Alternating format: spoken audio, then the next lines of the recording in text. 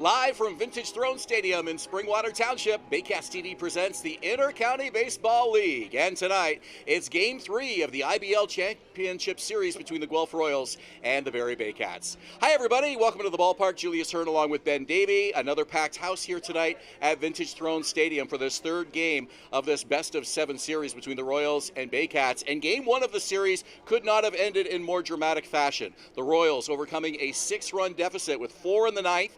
Baycats down to their final out, tied it up in the bottom of the 10th inning, and then won it on a 2-run homer in the bottom of the 12th. It might have been the most incredible baseball game I've ever been a part of. I know I got that sentiment from a lot of fans, players on the other side, and it was just an incredible game to watch. I don't think anyone in the ballpark was disappointed at all. I know my face went numb calling parts of that game. So if Game 1 is any indication of what we saw at this ballpark, we're in for another great one tonight. Well, Game 2 was nothing like Game 1 and a very frustrating night for the Guelph Royals as they stranded 15 base runners, could not score a single run in the game.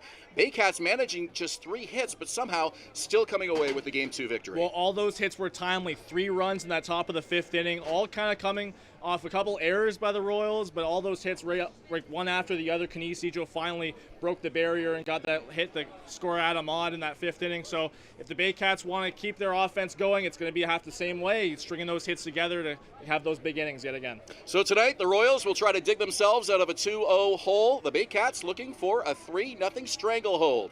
Game 3 is next. Let's give you our starting lineups tonight. Here's our public address announcer, Rob Daniels.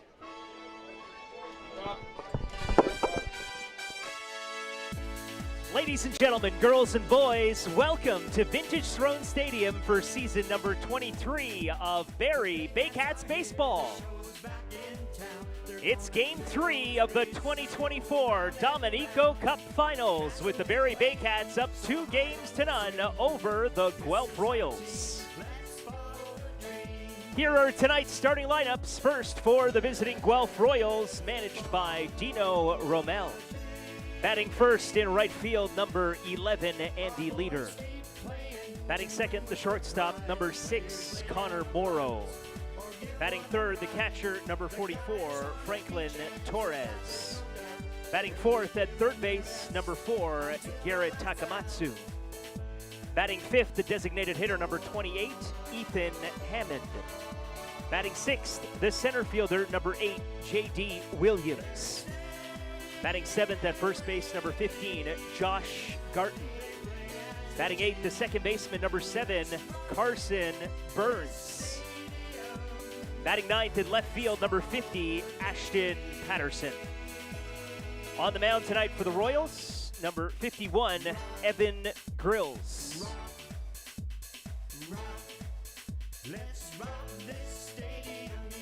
And now, the starting lineup for your Barrie Baycats, managed by Josh Matlow.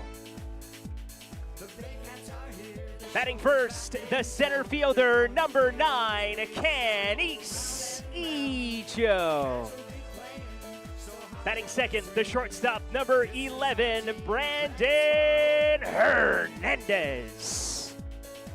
Batting third at first base, number 29, Malik Williams. Batting fourth, the designated hitter, number 27, Ryan Rio. Batting fifth in left field, number 20, Nolan Macabroda. Batting sixth in right field, number 55, Hayden Jaco. Batting seventh, the third baseman, number 26, Adam Odd. Batting eighth at second base, number 7, Royce Ando. Batting ninth, the catcher, number 44, Tyler Plumpton. And on the mound tonight for your Baycats, number 31, Benitez. Here are the umpires for tonight's Game 3 of the IBL Finals. Calling the balls and strikes, Preston Hughes. Handling first base, it's Jared Merkley. At second base, Takahito Matsuda. And at third base, Ryan Herron. Fans, can you please rise, if you are able to, and kindly remove your hats for the playing of our national anthem. Thank you.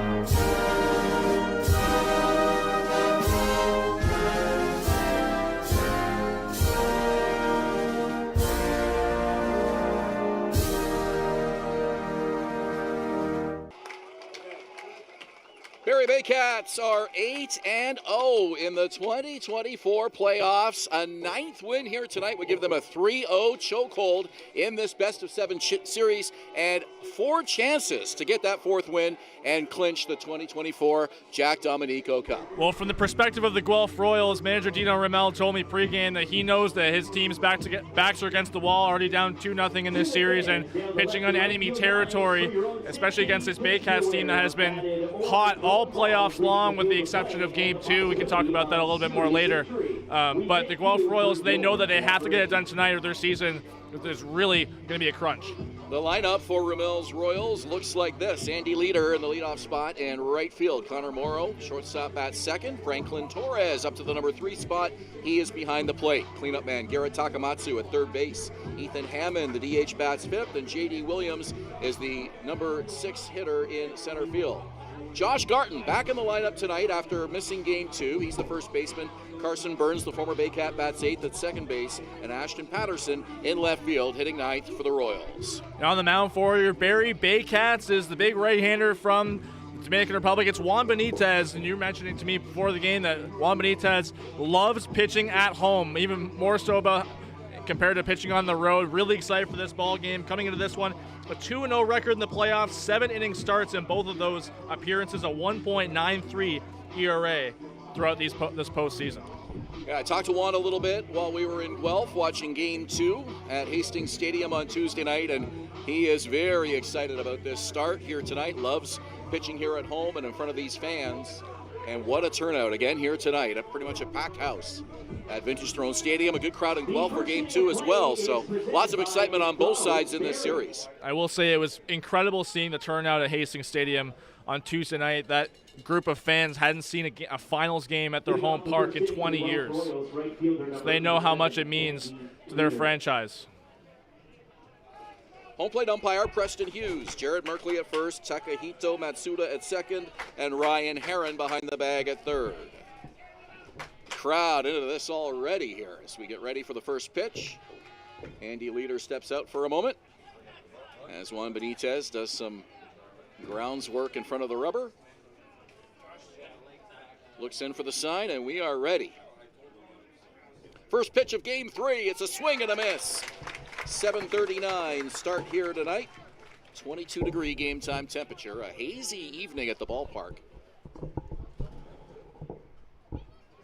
0-1 pitch, fouled up to the top of the screen, and quickly, no balls, 2 strikes. Well, we were both saying before the game that it felt like time was just dragging on ahead of tonight's first pitch. It really just felt like, the game was that much bigger because it was taking longer for it to start.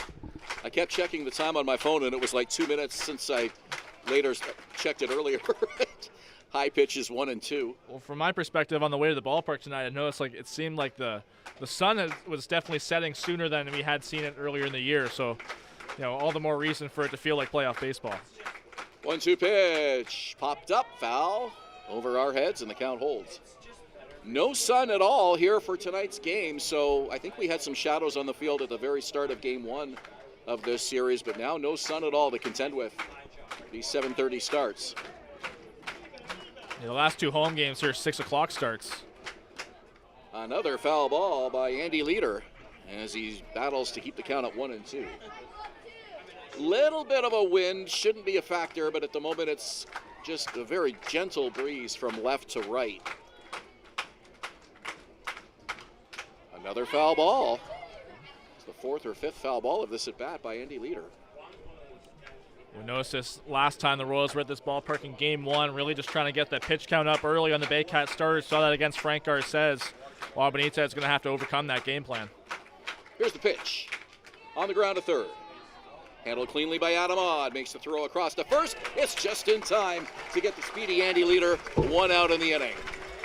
Let's give it the Baycats defense behind Juan Benitez. It'll be Nolan Macabroda in left field. Canis Ejo in center. Hayden Jaco is in right field trying to keep his bat in the lineup for Josh Matlow's team. Adam Odd at third base. Brandon Hernandez at short. Royce Ando at second. Malik Williams making that play at first on the second end of it. And Tyler Plumpton is the catcher for Juan Benitez. Juan Benitez, a perfect 2-0 for the Baycats here in the 2024 playoffs. That one sails high over the head of Morrow, nearly glanced off the top of his helmet. Well, Benitez had just 1 loss in the regular season. That was against the Kitchener Panthers, a game where he gave up 3 home runs, 2 of them to Ryan Burnside. That really seemed to be the kryptonite for him in that game, just giving up the long ball. Other than that, he's had a very impressive season, top 6 in the IBL and ERA. Got a piece, and the count is 1-1 strike. Hard to argue that any pitching staff in the IBL was more effective than the Barrie Big Three. Frank Garces, Cesar Rosado, Juan Benitez. Just 4 losses between the 3 of them combined in the 2024 season. On the ground down the line, Adam Odd gloves it in foul territory, no play. 1-2 the count. Well, and that sentiment about the Baycats starting rotation is shared among other managers around this league, including Dino Ramel. You mentioned earlier how they try to get the pitch count up on Garces early, which they kind of did. He only went 7 innings, and we know how Garces can really push a complete game. But they know that this Baycats bullpen, as much as it performed well in Game 2, it's very vulnerable. 1 ball, 2 strikes as Juan Benitez looks in for the sign from Tyler Plumpton. To the belt, kicks and deals. A foul ball over our heads. Juan Benitez and Cesar Rosado were both 7-1 this year for the Baycats. Frank Garces, 7-2.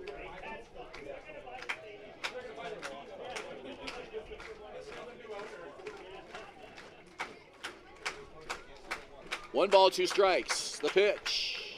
Wastes one low and away. Morrow doesn't chase. It's 2-2 now. We mentioned how much Benitez likes pitching at home. In the regular season, it went 5-0 in 10 appearances. 6 of those were starts. One of them a complete game against the Chatham-Kent Barnstormers. Another foul ball, 2-2. Yeah, he really seems to get into a nice rhythm when pitching here at home, and when he can kind of find that momentum and, not give up a lot of scoring opportunities, he can really mow them down through the innings. And 2 of those other appearances were saves as well. 2-2. It's low and away. And it'll be a full count to Connor Morrow.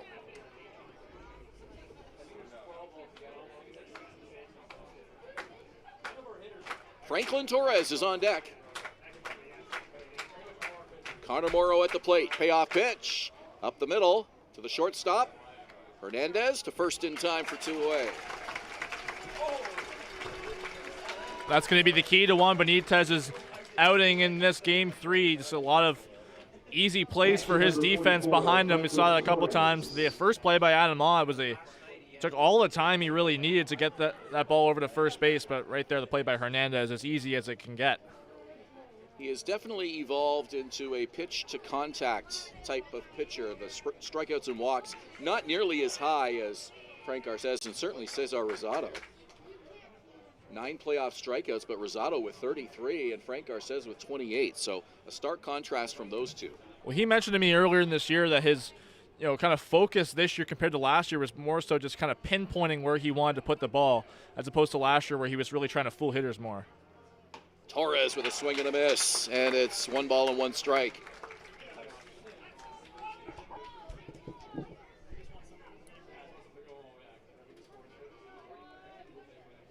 Two outs. We're at the top of the first inning. Benitez with the pitch, inside and high, 2-1.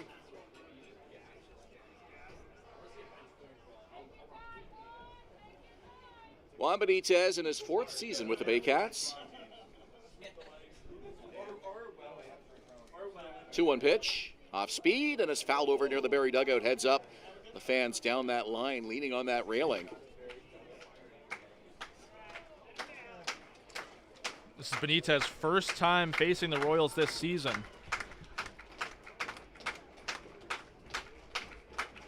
2 balls, 2 strikes. Here's the pitch, and another foul ball. That's unusual to face a team 5 or 6 times in the regular season and not have a single start against them. Interesting, too, because when Carlos Sano came in the 8th inning in Game 1, that was his first time facing the Royals this year as well. 2-2, and a little flare to second base, and it's gloved by Roy Sando on the run. 3 up, 3 down go the Royals in the top of the first inning. Barrie coming to bat, a scoreless tie. You're watching Baycats TV, Rogers TV, Barrie. From basic to cosmetic dentistry, Smiles on ESSA Dental has all your dental needs covered to knock your oral health out of the park. Hi, I'm Chrissy Fans from 400 Chrysler and Barrie Chrysler Dodge Jeep Ram. This year, we are the community partners of the Barrie Baycats. Community is near and dear to our hearts here at the dealerships and one of our core values, so we can support local and shop local.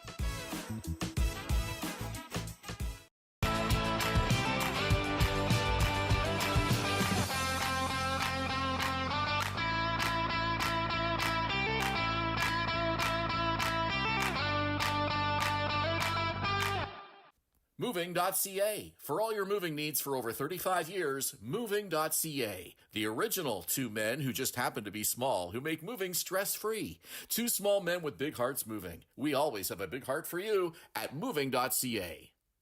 At Domino's, mix and match any 2 or more pizzas and sides for just $8.99 each. Like when pizza night's more like pizza and lava cakes night, or pasta and stuffed cheesy bread night, or we're gonna need a bigger table night. Mix and match Canada's favorite pizza and more at Domino's.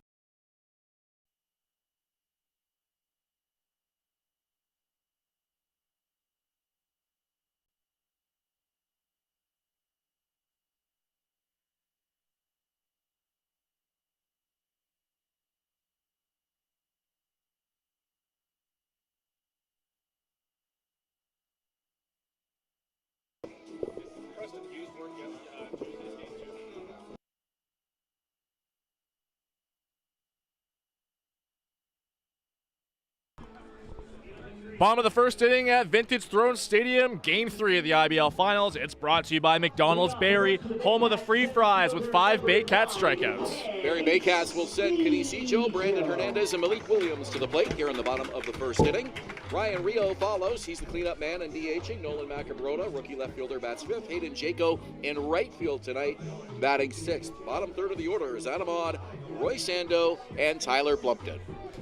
On the mound for the Guelph Royals is Evan Grills. Got that huge win in Game 5 of the semis against the Welland Jackfish. This is his first start of this series. Starts off Ejo with a first pitch strike. He's been their winningest pitcher in these playoffs, a 3-0 record through 21 innings, and a 2.14 ERA in the postseason. Ejo lines this to center field. That's a base hit. Baycats get a base runner to start off the bottom of the first inning. Well, Canisijo hasn't been as impressive in the playoffs as he was in the regular season, but that's exactly how you want to start it off if you're the Baycats, getting him on base early. The defense for these Royals in the outfield will be Ashton Patterson in left, J.D. Williams in center, Andy Leader in right. Meanwhile, in the infield, Garrett Takamatsu back at third base, Connor Moore, the former Baycat, Carson Burns, the former Baycat, manning the shortstop and second base positions respectively, and Franklin Torres catching with Josh Garton back at first base. Garton has been nursing what appears to be an oblique injury, missed game 2 of the series, was really struggling in game 1 as well here in Barrie on Sunday evening, and was pulled for a pinch hitter late in the game. Manager Dino Ramel told me it's more of a groin issue for Garton, but it hasn't affected him defensively, but more so at the plate in his rotations.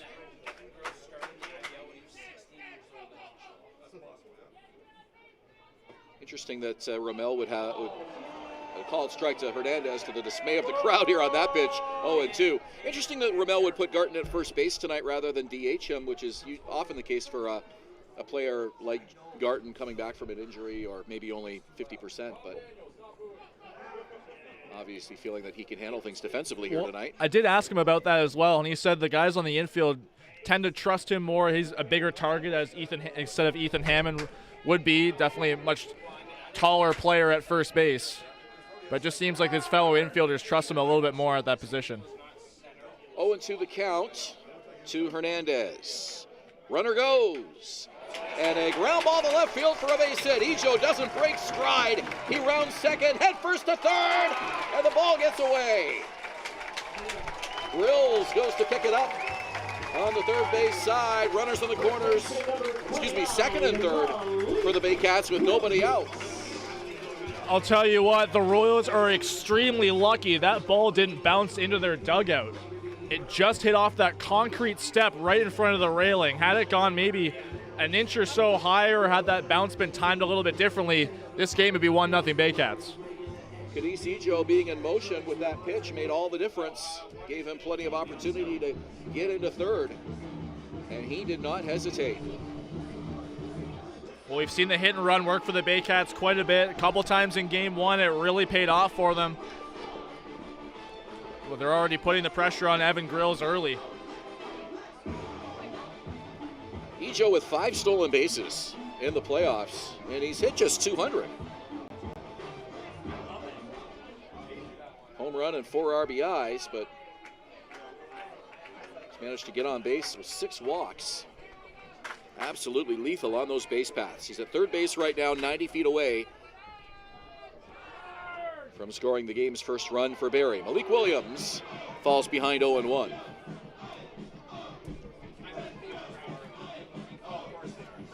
Grills, the 32-year-old left-hander out of Whitby, a Houston Astros 10th round pick in 2010. The tall left-hander deals outside. And Grills got as high as AAA in both the Astro systems and then later on with the Colorado Rockies, but didn't quite get that call up to the major league level. But also pitched in Taiwan, made 3 appearances in 2021. And plenty of high-level experience. High-level experience needed in a high-level game here. An important one for the Royals, in jeopardy of falling behind 3-0 here in this IBL championship series. They need a win here tonight. 1 ball, 2 strikes to Brandon Hernandez, or Malik Williams, excuse me. Ijo at third, Hernandez at second. Here's the pitch. Off speed, Williams in front of it. Swings and misses for the 3rd strike.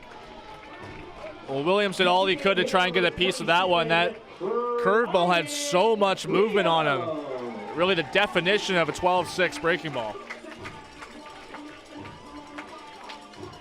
The bottom just fell out of that pitch. And Ryan Rio now will bat.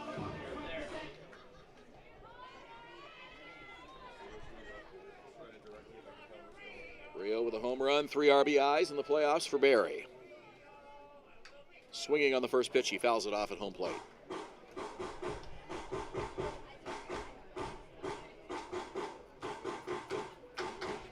This could be an advantageous matchup for Ryan Rio.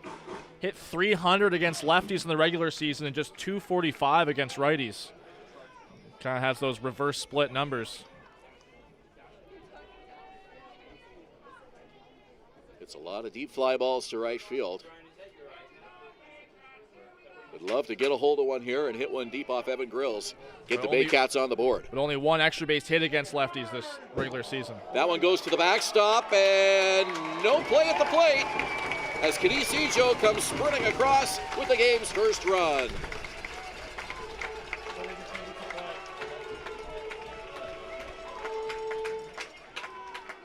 So Ejo comes in on a wild pitch. It's Brandon Hernandez moving to third, and a 1-1 count now to Ryan Rio.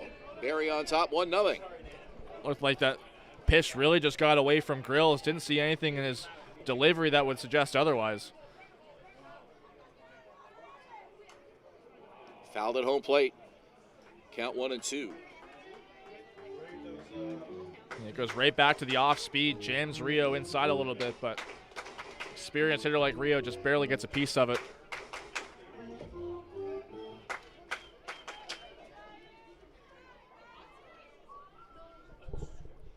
One ball, 2 strikes. On the ground, foul. Well, for those just kind of jumping into this playoff run now during the IBL Championship Series, just to get you caught up on a pretty incredible thing that's been happening in this 8-0 Baycat playoff record. A string of 72 consecutive innings, now 73 completed innings where the Baycats have not trailed. They've only trailed in 2 innings, and in both of those innings were able to score a run in their bottom half. Rio swings and misses, 2 outs. It's kind of an unprecedented run for this Baycats team, and not necessarily just in baseball, but across all sports. You never really see a run by even a professional team in any other sport where they haven't trailed at any point in their playoff run. So make that 73 straight innings now. The streak is even longer if you go back to the final game of the regular season against Brantford, but 73 straight playoff innings where the Baycats have not trailed at the completion of the inning. And both times where they did trail in the top half of the inning were in game 1 here on Sunday night. It was the second inning of game 1 and the 10th, top of the 10th, but the Baycats tied it up each time. Nolan Macabroda, runner at third, 2 out. Baycats up 1-0. Held hitless on Tuesday in game 2, but 4 for 7 in game 1. It's a 2-1 count to him here. Played a variety of defensive positions for the Baycats this season, but has really settled in nicely in left field here in the playoffs. The injury to Baycat star Noel McGarry-Doyle mid-season opened up an outfield vacancy, and Nolan, one of several players who have been called upon to step up and fill that spot. Well, he knew towards the end of the regular season he was really going to have to put in a lot more work than usual in the outfield to stay ready defensively, and he's done quite a nice job. 2-2 from Grills. Up the middle, base hit! Brandon Hernandez will score the second run for the Baycats. It's 2-0 Barrie. Right fielder number 55, Hayden Jacob.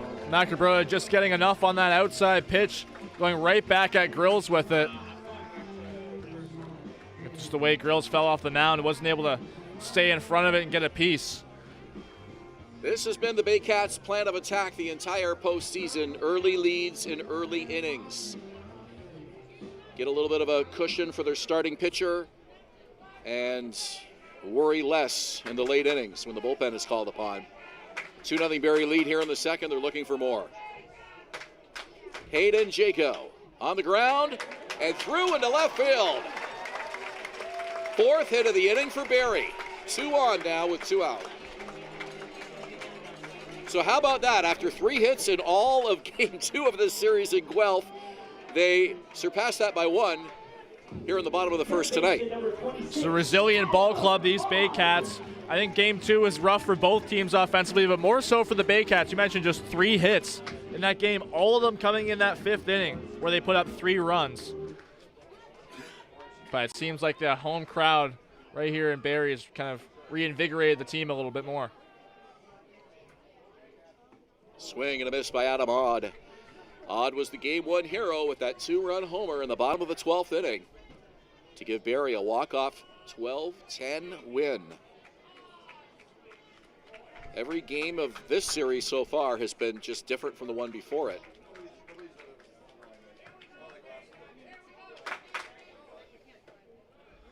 Just missed inside, 1-1, not far off. I mentioned the difference the Baycats playing at home versus on the road, albeit they've had much more home games compared to road games, but they've hit 382 at home during these playoffs, just 264 on the road. 1-1 pitch. Fouled away. 5 home games in these playoffs coming into tonight compared to just 3. Scoring runs early was exactly what Josh Matlow told us before Game 1 of the first round series. He wanted to see his team do, and they have certainly done that and more. 2 on, 2 out. The pitch, swing and a miss, strike 3. Baycats get a 2-0 lead through 1. We go to the top of the second here at Vintage Throne Stadium. We're watching Baycats TV and Rogers TV Barrie.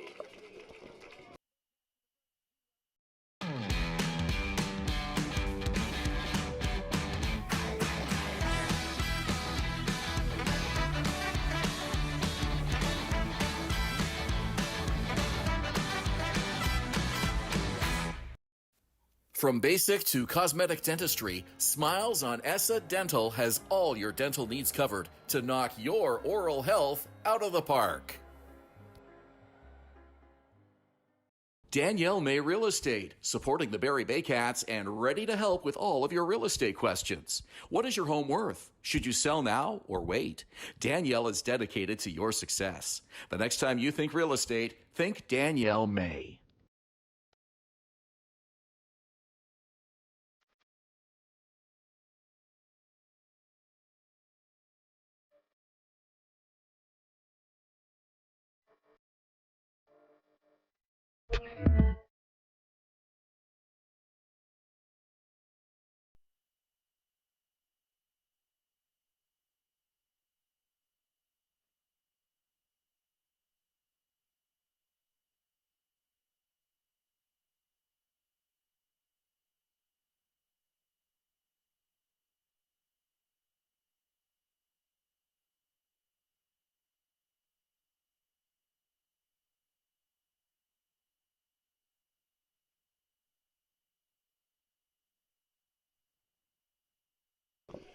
We go to the top of the second inning. Julius Hern and Ben Davy with you. Game 3 of the IBL Championship Series. Barrie up 2-0 in the series and in tonight's game. Royals coming to bat. Garrett Takamatsu will lead it off.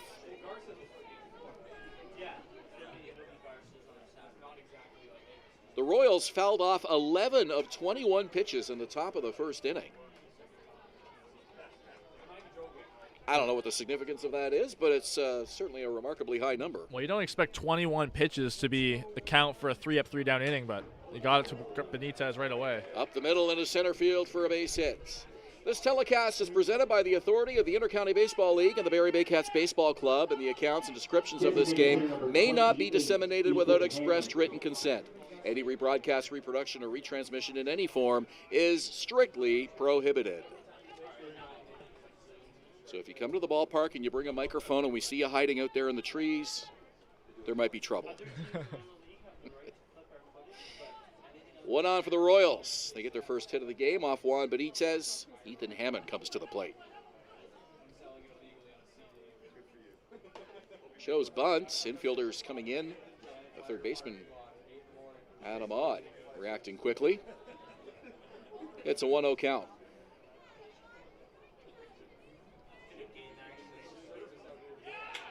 Breaking ball for a strike, 1-1.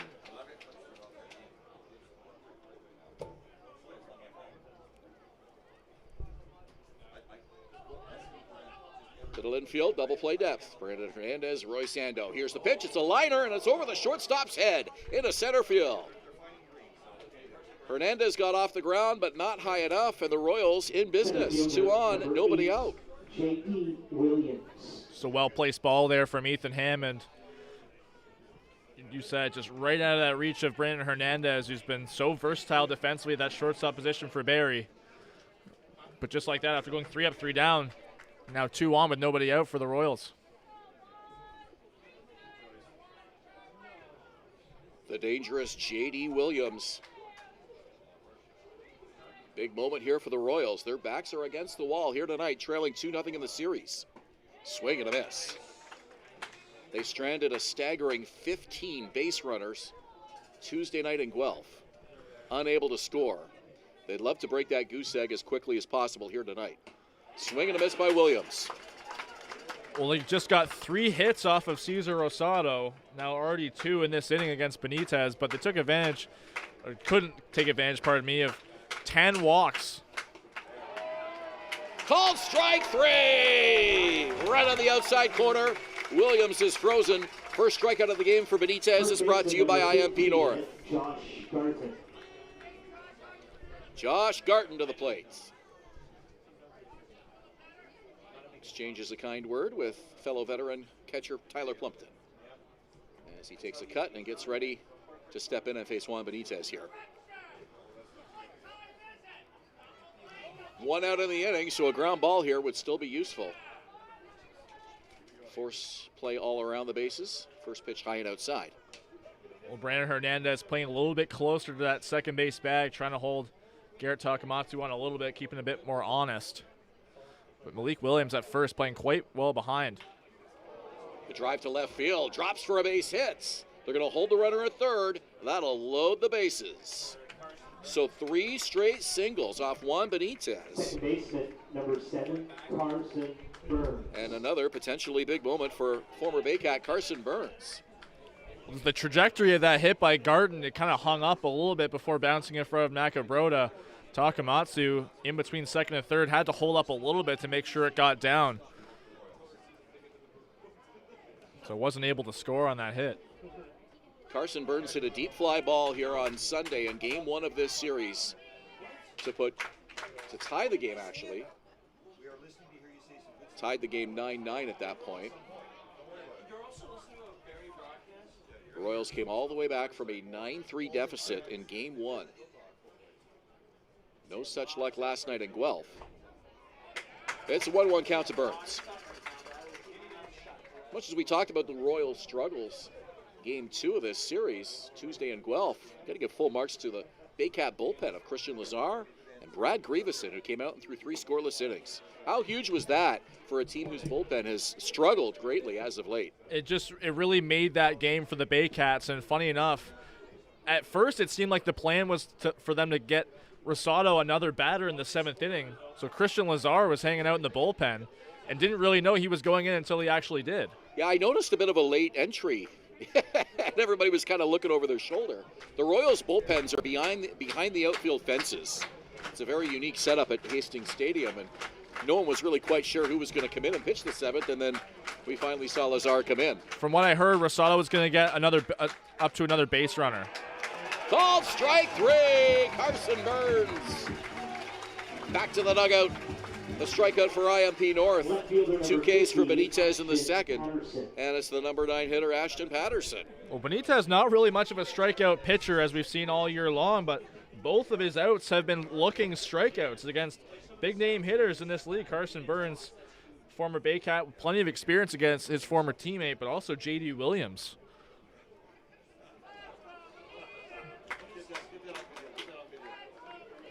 Two outs in the inning.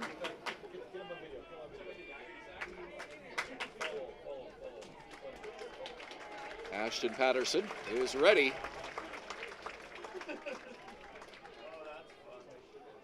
Takamatsu at third, Hammett at second, Garton at first. Royals trying to get on the board.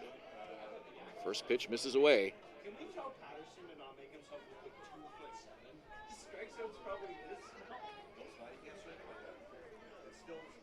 Pitch from Benitez. Called strike, 1-1.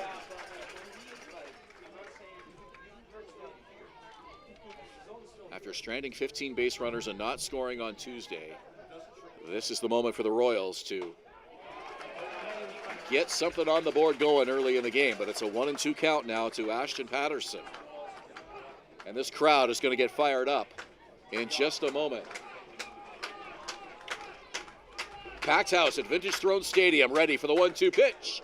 And it's lifted high and foul over to the left side. And we'll do it again. Well, the Royals collectively struck out 15 times in Game 2. Patterson was just one of 2 Royals, him and Andy Leader, who didn't strike out at all. Bases loaded, 2 out, 1-2 pitch. High and away. Count is even. 2 balls, 2 strikes. Seems like Juan Benitez has a little bit more oomph in his fastball here with runners on behind him. Big situation.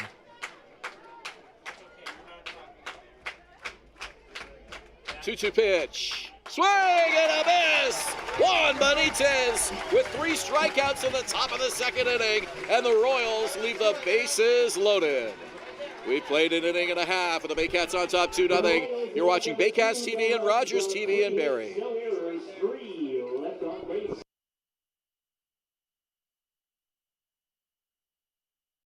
Visit Alliance Billiards and Sports in the northeast end of Barrie. A fun, friendly family environment offering pool, darts, karaoke, and live entertainment. Enjoy a large variety of delicious food and drinks on the patio. You'll come as a stranger and leave as a friend. From basic to cosmetic dentistry, Smiles on Essa Dental has all your dental needs covered to knock your oral health out of the park.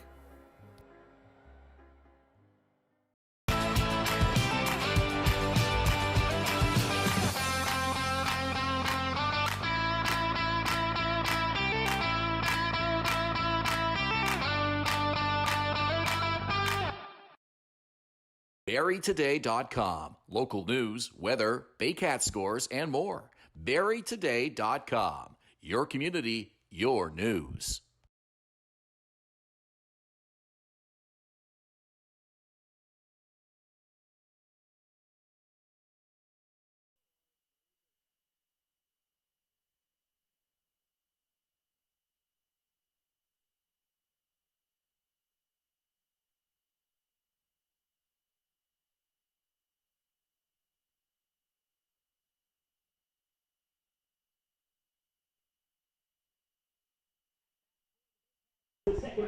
Welcome back to inning number 2 at Vintage Throne Stadium. Baycats lead it.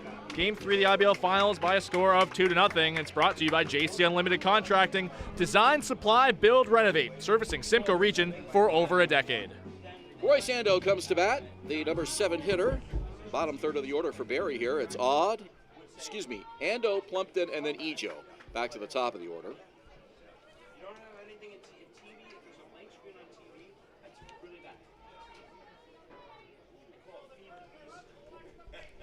Evan Grills struck out 3, despite giving up 2 runs on 4 hits in the top or the bottom of the 1st inning.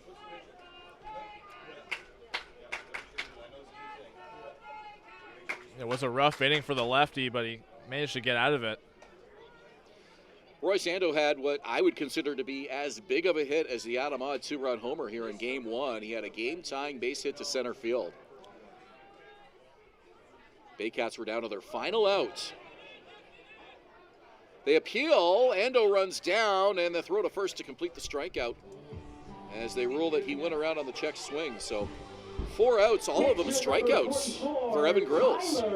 Well, that's not going to do Grills any favors in terms of his pitch count, but it just seems like his stuff is really carved up some of these Baycats hitters already. We're talking about Odd's base hit to tie that game. Ando's base hit. He knew how big of it was right away as soon as he hit it. Not only was that his first hit of the game, but as he was rounding first, he kind of had his arm up in celebration, which is really cool to see. It was a great moment. The Baycats had their backs against the wall, and Game 1 goes differently, and Baycats suddenly down 0-1 in the series. Could definitely affect the outcome. It's foul territory, well out of play. Count 0-2 now. Well, at that point, they were down to their last strike. And all the hopes were on Royce Ando, who had a relatively rough game to that point, held hitless, but it had reached 3 different times. But his previous 2 at-bats were strikeouts. The 0-2 pitch is low. Even up 2-0 in this series, you know the Baycats certainly feel that this 3rd game is of great importance. Barrie led 2-0 over the Welland Jackfish in last year's IBL Championship Series and actually came a strike away from taking a 3-1 series lead and ended up losing the series in 6 games. This one right over second base. Shortstop makes the throw in time.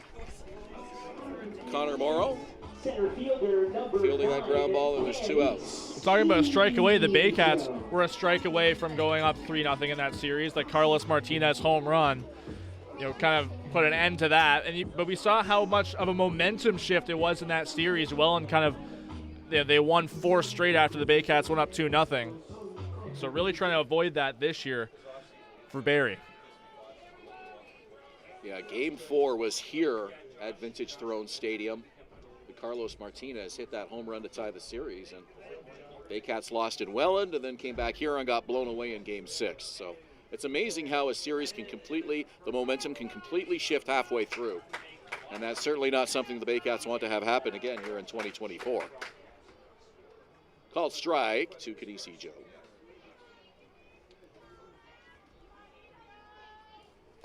Well, a lot of the players on this Baycats team, witnessed that firsthand. Swing and a miss. 1 ball, 2 strikes to Ejo. Ejo hitting just 200 coming into this game in the postseason, which is a little surprising considering the MVP-like regular season he had. He has been the one Baycat that has struggled a little bit to get things going here in the playoffs. But again, 5 steals in 8 games, 6 walks. So he's getting on base despite the lack of hits.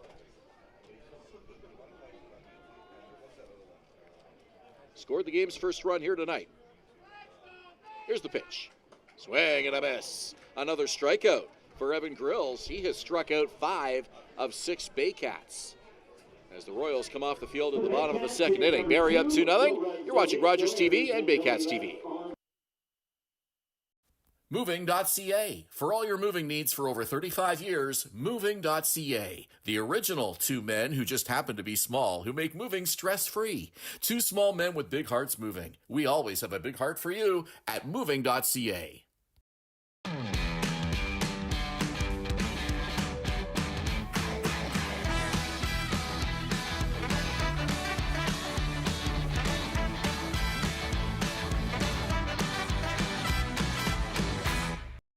The only North Barrie Market, your go-to for homemade meals, catering service, and the freshest locally sourced meat. Get ready for an unforgettable barbecue experience with Barrie Best Barbecue coming soon. All at North Barrie Market, 580 Bayfield.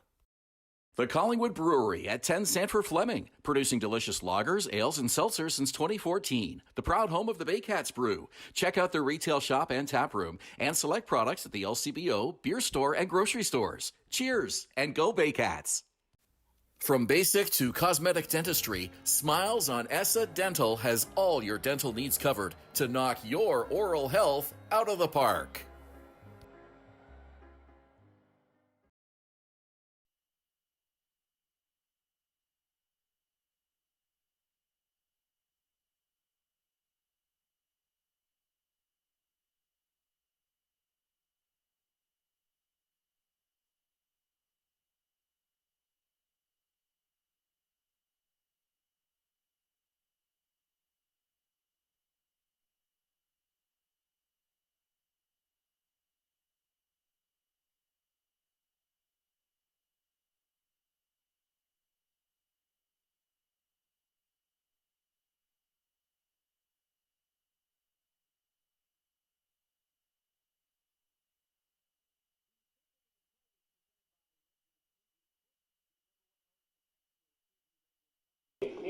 Top of the third inning.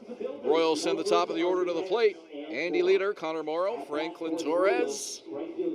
They will try to get on the board here, trailing 2-0 in this game.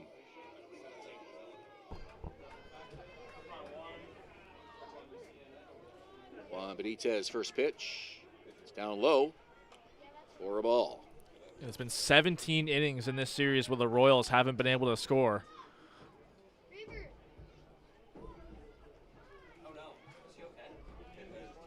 Benitez tying his shoe. The 1-0 count.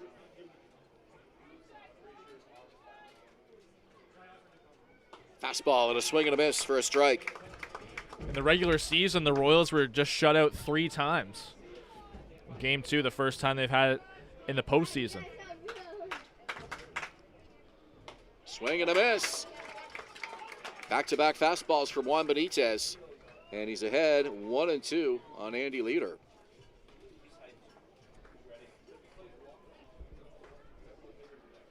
Kicks and deals, and a foul ball to the right.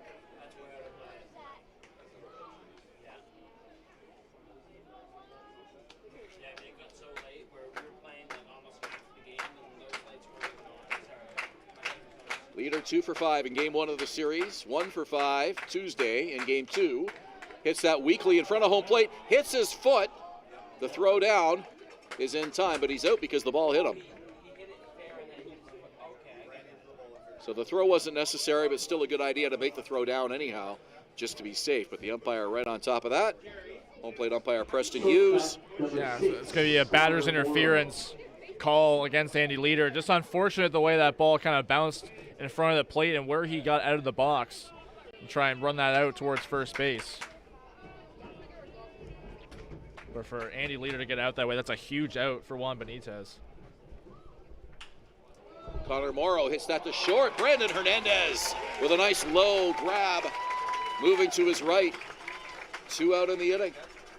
Catcher number 44, Franklin Torres. That just goes to show the value of Brandon Hernandez at the shortstop position, a guy that manager Josh Matlow has claimed to be the best shortstop in the IBL, and he's proven time and time again why he deserves that moniker.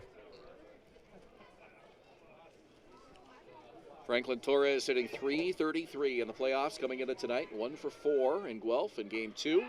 Takes the first pitch from Juan Benitez. It's a called strike, so Juan really getting ahead of these Royal hitters early in the count. Much like he did in the second inning when he managed 3 strikeouts. And the Royals left the bases loaded.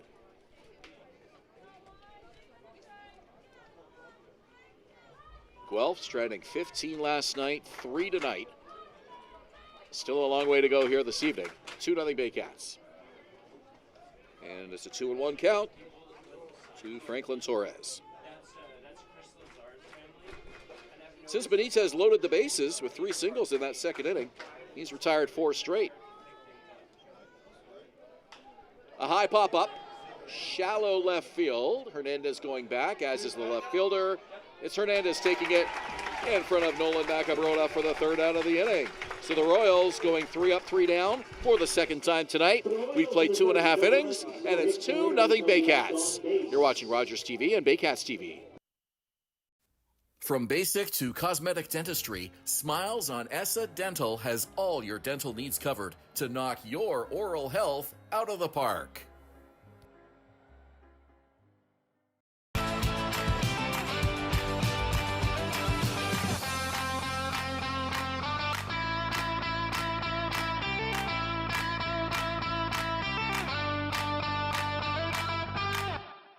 Domino's, mix and match any 2 or more pizzas and sides for just $8.99 each. Like when pizza night's more like pizza and lava cakes night, or pasta and stuffed cheesy bread night, or we're gonna need a bigger table night. Mix and match Canada's favorite pizza and more at Domino's. Hi, I'm Chrissy Fans from Hern and Barrie Chrysler Dodge Jeep Ram. This year, we are the community partners of the Barrie Baycats. Community is near and dear to our hearts here at the dealerships and one of our core values, so we can support local and shop local.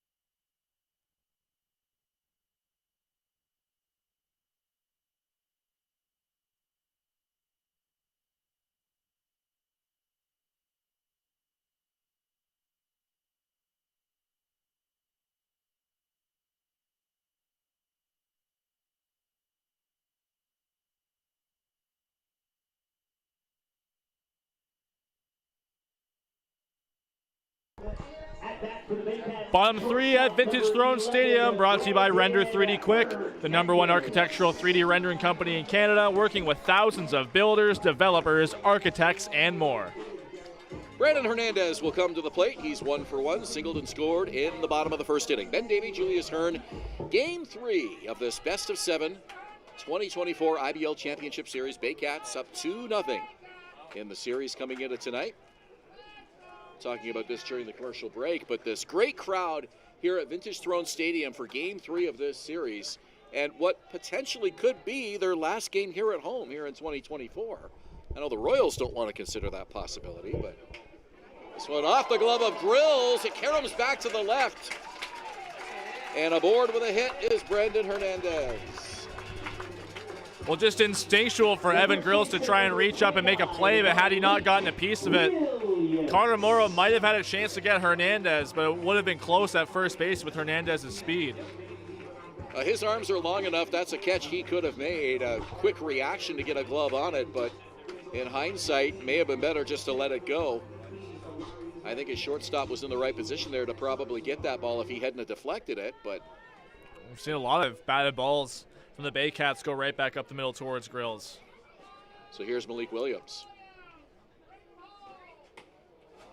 The appeal to first, and well, there was no signal from the first base umpire, so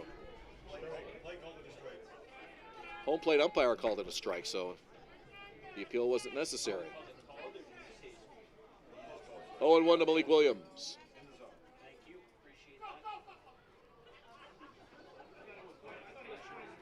And a throw drawn by Brandon Hernandez. Well, that throw nearly caught Hernandez off guard. He had kind of had a late reaction, but he was close enough to the bag to get back comfortably. I'm not sure if he was going to be off with the pitch, but he was definitely thinking about his secondary lead.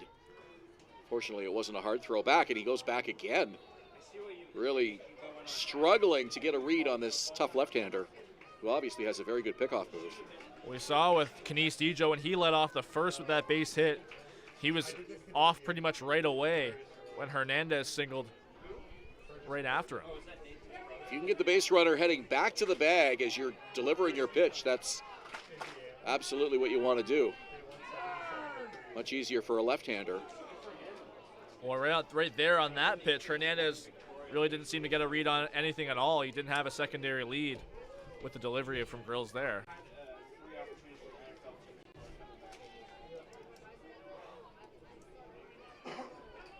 But Malik Williams is a guy that can execute on hit and runs. Hernandez was 3 for 5 in stolen base attempts in the regular season. Swing and a miss by Williams. So one out, and Ryan Rio comes to the plate. It's kind of the same thing that Grills got Williams on, that real looping curveball, that intense 12-6 movement. It's now fooled Malik Williams back-to-back at-bats. So if the Barrie Baycats win Game 3 here tonight, they will have a chance to win the 2024 IBL Championship at Hastings Stadium in Guelph on Saturday night. So keep that in mind for the weekend. If the Baycats win, if they lose tonight, then it's a 2-1 series, and we will be back here for Game 5 on Sunday evening at 6:05. So definitely lots at stake here in this third game of this best of 7. And as much as the Baycats would love to win in front of their home fans, they want to get business done as soon as possible, and Josh Matlow shared that with me as well tonight. He just says it feels like it's kind of coming down to it, and as much as they want to do it at home, it's a good thing that it may not be. Well, I think most of the fans feel that way as well. They'll come back here for Game 5 if they need to, but certainly the joy of a Baycats sweep in 4 games would be something that they would look forward to very much as well. Yeah. And Matlow said, he says, it's sad that it feels like it's coming to an end, but at the same time it's not. Because they know that if it comes to an end as soon as possible, they've gotten their job done. No balls, 2 strikes. Here's the pitch. Swing and a miss by Rio. Strike 3, 2 out in the inning. Well, if the Baycats do win the championship, there will certainly be opportunities for the fans to celebrate with the players. We know that'll happen for sure. Be some sort of gathering or opportunity to celebrate with them. Most teams provide some sort of opportunity for that, and I'm sure the Baycats will be no exception. Well, the engagement with the fans this year has been incredible on and off the field. I certainly wouldn't want to exclude the fans at all from any kind of celebration opportunities, that's for sure. And what a celebration there would be in Guelph if they can battle back and win this series. They are here in the IBL Championships for the first time in 20 years. It's been a long time for them, taking the crown in the Royal City. Yeah, I mentioned earlier how big of a turnout they got at Hastings Stadium on Tuesday night for Game 2. And you can tell, just like with these Baycats fans, they know that these games mean a heck of a lot more. Nolan Macabroda with 1 on and 2 out. Bottom of the 3rd inning, Grills with the pitch. Taking all the way, it's a strike. But I think the lesson that, Baycats fans may have to take from Guelph Royals fans, that you never know when it's going to come back, so you're going to cherish it while you can. Absolutely. Fans here in Barrie were spoiled with a string of championships last decade. Swing and a miss. Nolan Macabroda down on strikes. 3 strikeouts again for Grills. So how about that? 9 Baycat outs, 8 of them have been strikeouts. We go to the top of the 4th. Barrie up 2-0 on Rogers TV Barrie and Baycats TV YouTube.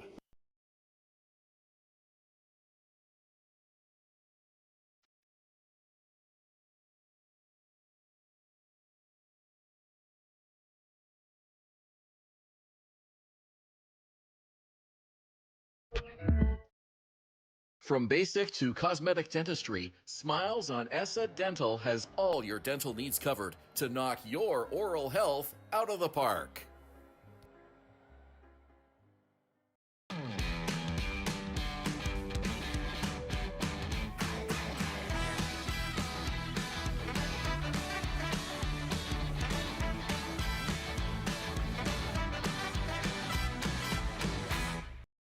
Danielle May Real Estate, supporting the Barrie Baycats and ready to help with all of your real estate questions. What is your home worth? Should you sell now or wait? Danielle is dedicated to your success. The next time you think real estate, think Danielle May.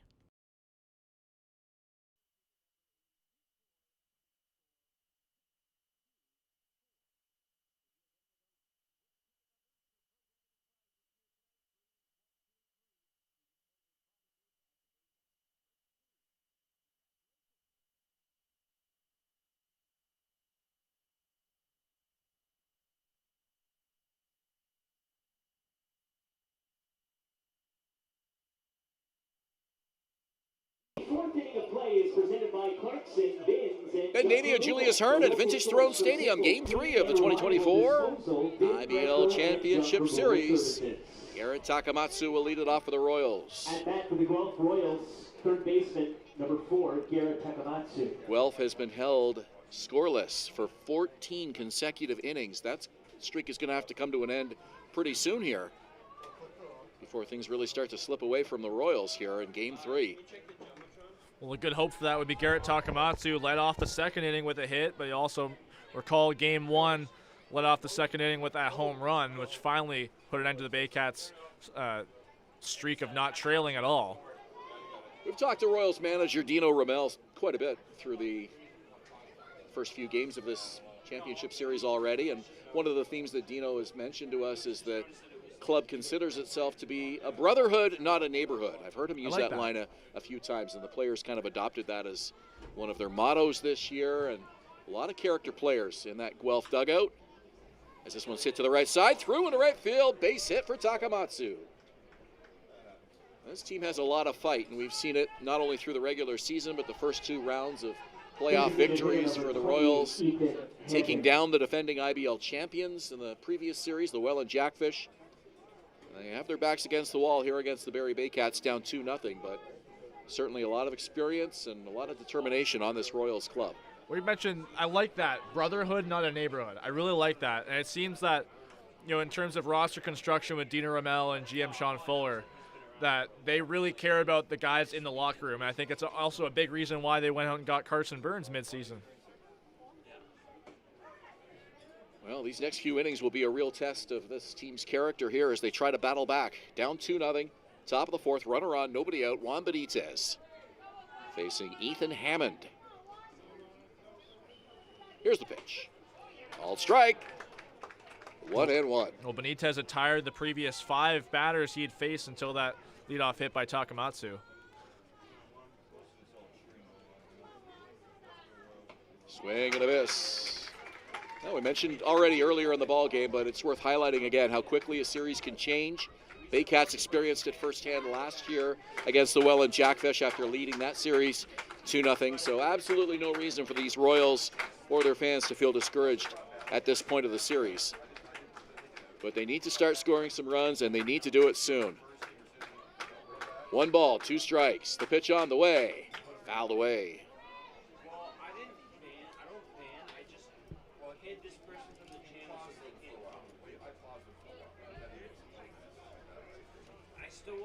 11 strikeouts in this game. 8 for Grills, 3 for Benitez.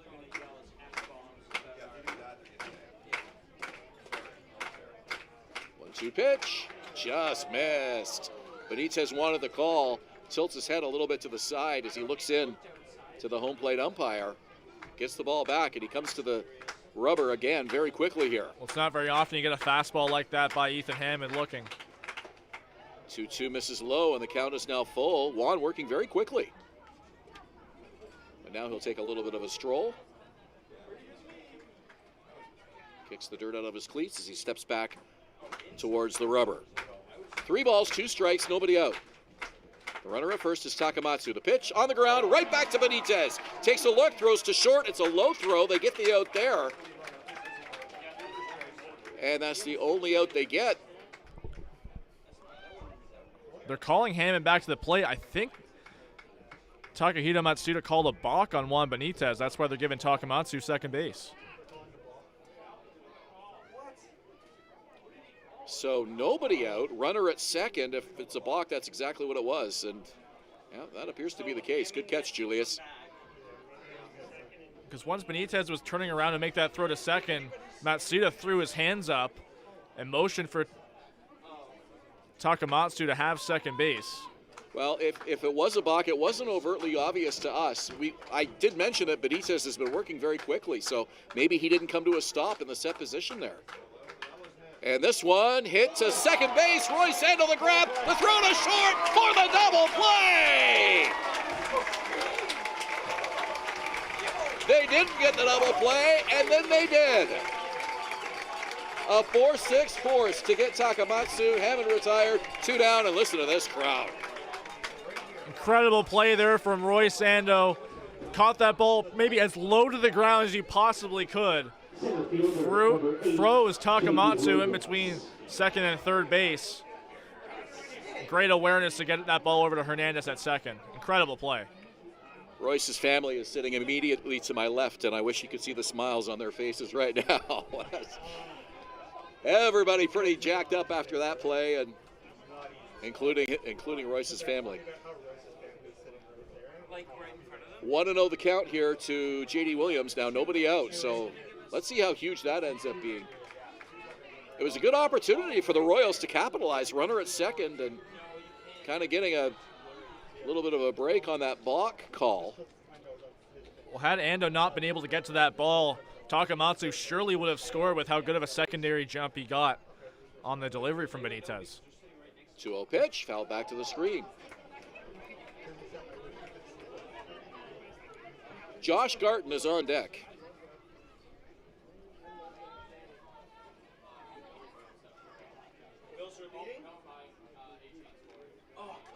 Two 2-0 Baycat lead here in the 4th inning. Pitch on the way, a high fly ball, right field. Should be an easy catch for Hayden Jaco. He's under it and he's got it, and that will do it. So crisis averted for Juan Benitez and the Barrie Baycats as the Royals held scoreless again. We've played 3.5. Barrie on top 2-0 at Vintage Throne Stadium.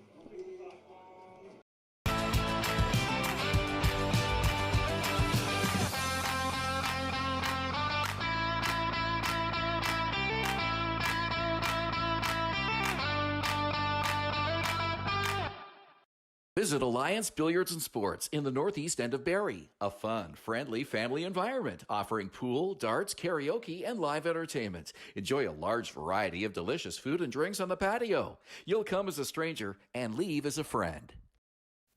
From basic to cosmetic dentistry, Smiles on Essa Dental has all your dental needs covered to knock your oral health out of the park.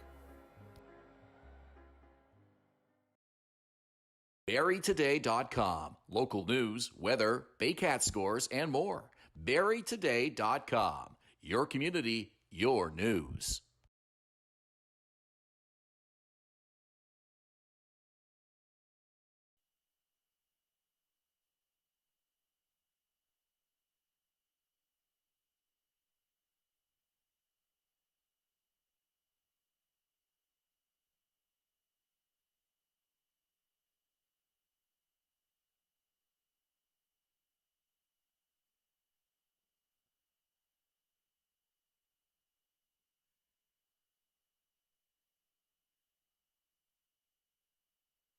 Bottom of the fourth inning at Vintage Throne Stadium, the Baycats lead the Royals by a score of 2-0 in Game 3 of the IBL Finals. It's brought to you by Clarkson Bins and Junk Removal, the local source for simple, clean, and reliable disposable bin rental and junk removal services. Hayden Jaco, Adam Ott, and Roy Sando are coming to bat here for Barrie in the bottom of the fourth inning. Baycats up 2-0. 5 hits for the Baycats, 4 for the Royals.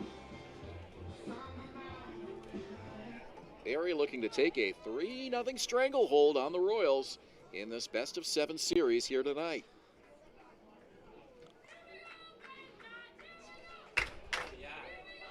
Royals came battling back from a 6-run deficit in Game 1 of this series, so a high pop-up infield. Josh Garton calling for it right on the line, makes the catch. 1 away. Adam Ott comes to the plate. This guy was the hero in that opening game, the 12th inning. Hitting probably the biggest home run of his baseball career. Certainly here as a Baycat. And you could argue that, not even just with that moment, but you could argue that Adam Ott has been the playoff MVP for the Baycats in 2024.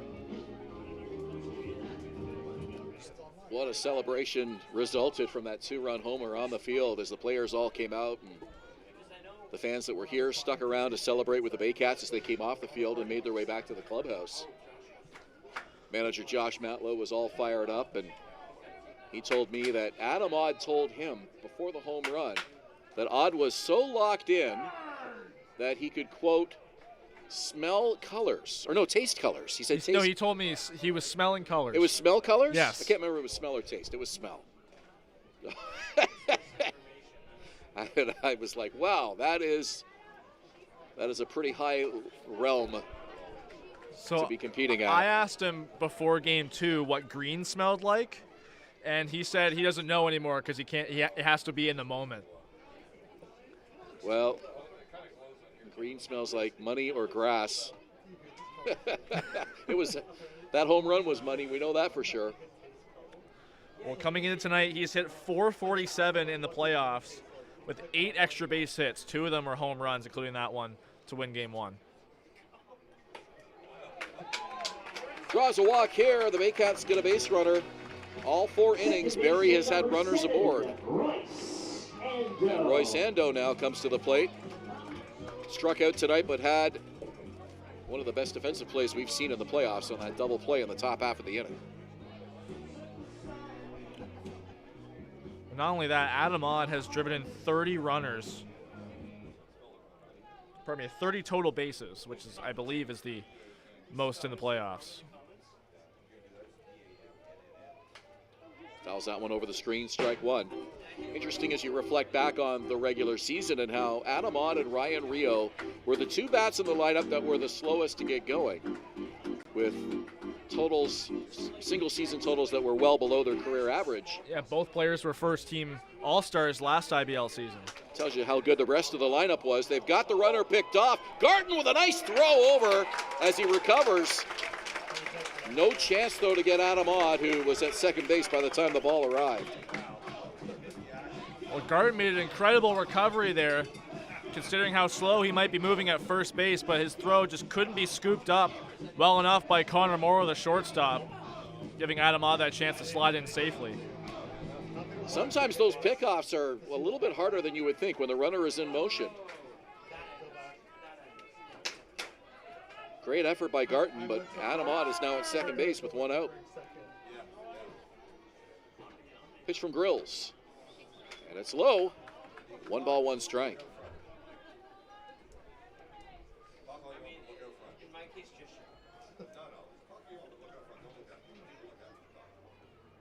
Just to finish that thought on Rio and Ott, both of them got hot in the final couple weeks of the regular season and have carried that momentum here into the playoffs, especially Ott. 1-1 pitch on the ground, up the middle into center field. Here comes Adam Ott, and he will score without a throw. 3-0 Baycats.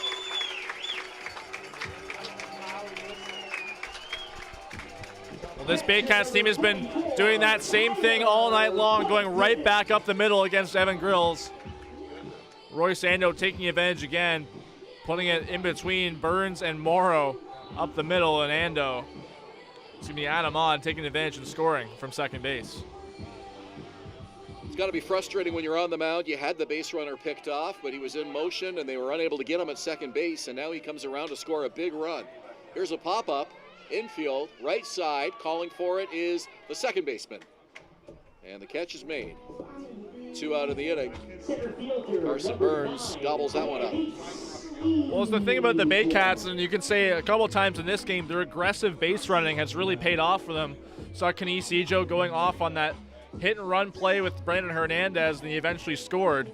And Adam Odd right there, that extra base, not necessarily a stolen base, but leading to another run for the Baycats. So 3-0 Barrie. 2 in the first, 1 here in the fourth. Nothing but zeros for the Royals as their offensive woes continue. Canisijo will try to keep this inning going here. 2 out, runner at first base.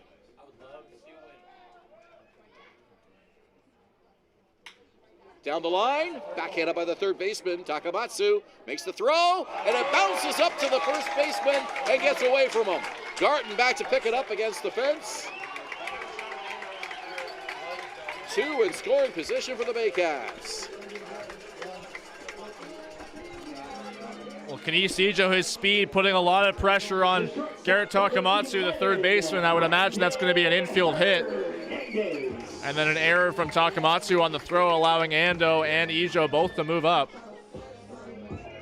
So it looked like a play that could get Guelph out of this inning. Turns into 2 men in scoring position for Barrie for Brandon Hernandez. Official scorer Gary Mason giving an error to Takamatsu on that throw. Ijo at second base. Ando at third base. First base is open. Brandon Hernandez at the plate.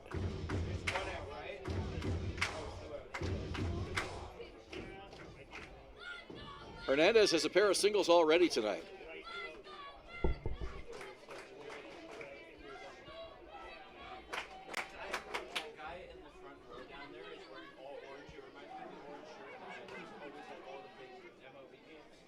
One ball, one strike.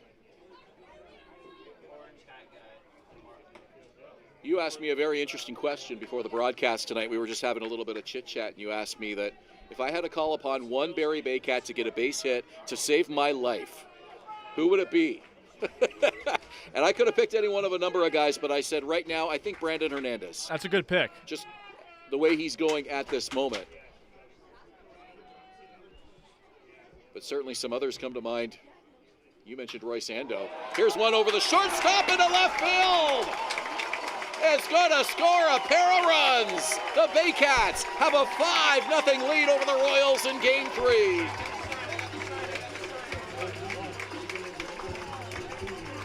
Well, coming in tonight, Brandon Hernandez was hitting 500. And 3 hits tonight is surely going to put him well over that watermark. 3 hits tonight, couple RBI. Baycats have a stranglehold on this game, that's for sure. If there's a playoff MVP award, he will definitely get consideration for it. What a series he's having. What a playoff he's having. Malik Williams now bats. 2 out in the inning. Royal bullpen empty for now. Evan Grills, veteran left-hander, can go deep into ball games. Here's a fly ball to the shortstop, backpedaling and making the catch is Connor Morrow, and that will do it. So the Baycats get 3 runs to stretch their 2-0 lead to a 5-0 lead here at Vintage Throne Stadium. Julius will call innings 5 and 6 when we return. You're watching Baycats TV at Rogers TV in Barrie. The only North Barrie Market, your go-to for homemade meals, catering service, and the freshest locally sourced meat. Get ready for an unforgettable barbecue experience with Barrie Best Barbecue coming soon. All at North Barrie Market, 580 Bayfield. Moving.ca. For all your moving needs for over 35 years, Moving.ca. The original two men who just happen to be small, who make moving stress-free. Two small men with big hearts moving. We always have a big heart for you at Moving.ca. The Collingwood Brewery at 10 Sanford Fleming, producing delicious lagers, ales, and seltzers since 2014. The proud home of the Baycats Brew. Check out their retail shop and tap room and select products at the LCBO, beer store, and grocery stores. Cheers, and go Baycats! From basic to cosmetic dentistry, Smiles on Essa Dental has all your dental needs covered to knock your oral health out of the park.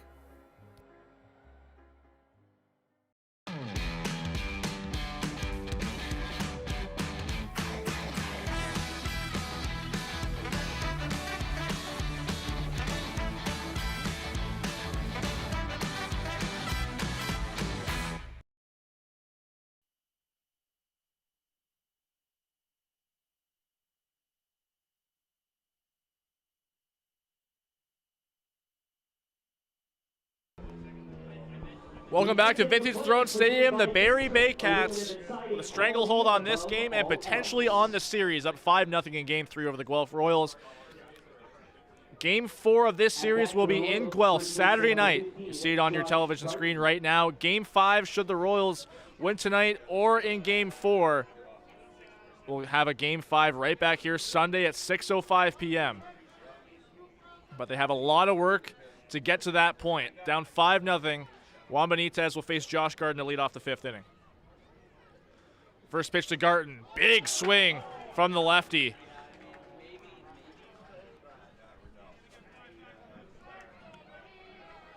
Garden singled his first time up. That was in the 2nd inning, but was left stranded. Benitez got out of a bases-loaded jam by striking out the side. 0-1 is low and in. Surprised to see a big swing like that from Garden. Manager Dino Rommel telling me earlier in the game that he's had a lot of problems with a groin issue that's been bugging him for quite a while, especially on the rotations on big swings. He drives that one out to left field, slicing foul, and it will land that way.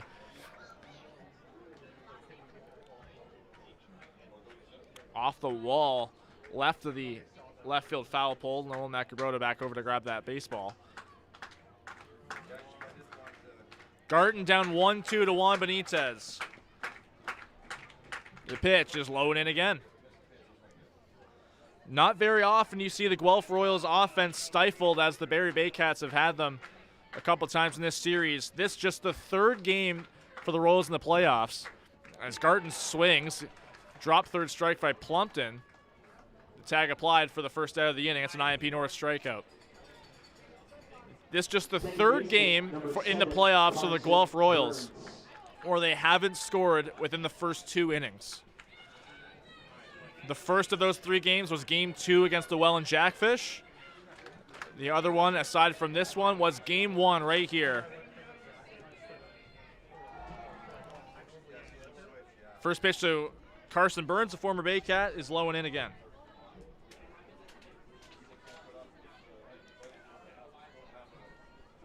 So the K on Garden's record for tonight, the 4th strikeout for Benitez. That one up and away on Burns, his former teammate.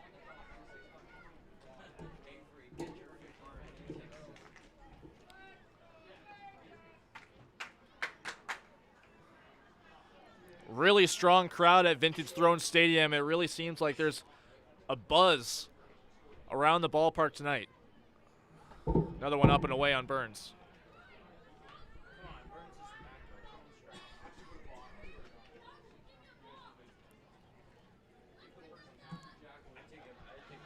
.3-0 from Benitez. In there for strike 1. It's had a funny moment in the men's room. Julius with a dad and a young kid. Kid was chattering away a little bit, and the dad said to the kid, "I don't need a play-by-play." And then he looked over and he saw me and he said, "I wasn't talking to you. Your play-by-play is just fine." Oh my goodness. So we love you and Julius. You guys are great. So I said, "Well, thanks for the kind words." I appreciate that. Well, you don't hear that very often, that's for sure. Burns fouls that one off and he sees a full count. Benitez working quickly. The pitch is up and away again. 4 pitches of that fashion give Burns a free pass. My kids often said to me, Dad, we don't need any play-by-play when I would watch baseball with them, particularly last decade before I returned to do broadcasts here on Baycats TV and Rogers TV. I'd take them to games, and I would find myself announcing, or just under my breath, just kind of like talking through the play as it was happening. And I was so used to doing play-by-play for so many years. And I was chatting with Neil Srivastava, who does Guelph Royals broadcasts. I'm sure he's watching right now. Hi, Neil. Neil said he could relate. He does the same thing when he goes to games. He's calling it under his breath, even without a microphone in front of him. So it's not an uncommon thing, I guess. Well, there you go. Hammond showed bunt on the first pitch. He sees that one just outside, 2-0. So 6 consecutive balls, aside from that one against Burns, but 6 of the last 7 outside. And there's another one up and away. Benitez had just 7 walks across his first couple starts in these playoffs.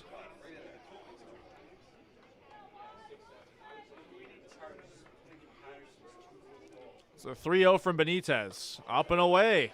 Back-to-back walks, and the Guelph Royals have some trouble brewing.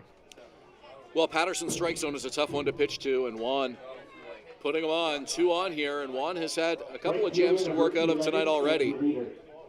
Bases loaded situation in the second, got out of that unscathed. A big 4-6 double play in the fourth to keep the Royals scoreless in that inning. And Guelph just needs to get somebody across home plate at some point here. 15 consecutive scoreless innings, and another opportunity here with 2 on and 1 out.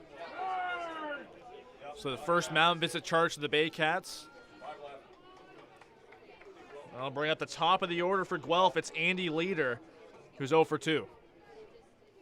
First pitch on the ground to third. Odd had to backhand it. Steps on the bag at third. The throw over to first is low. Couldn't be scooped out of the dirt by Malik Williams. Patterson will stay at second base. Ball not going that far away from the Baycats' first baseman. But now 2 out in the inning. Shortstop, number 6, Connor Morrow.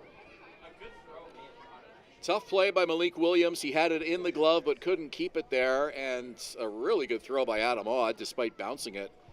Had to throw that ball a long way right across the diamond from third to first. This is a great backhand to get that ball and get the lead runner. A big lead from Patterson at second base, but called strike against Morrow.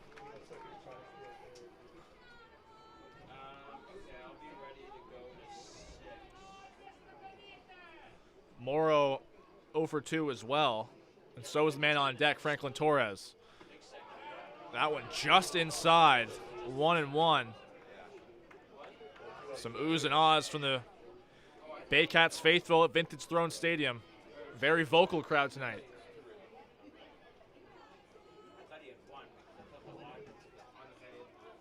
Leader not being held on at first. A bit of a hold from Ando at second base on Patterson.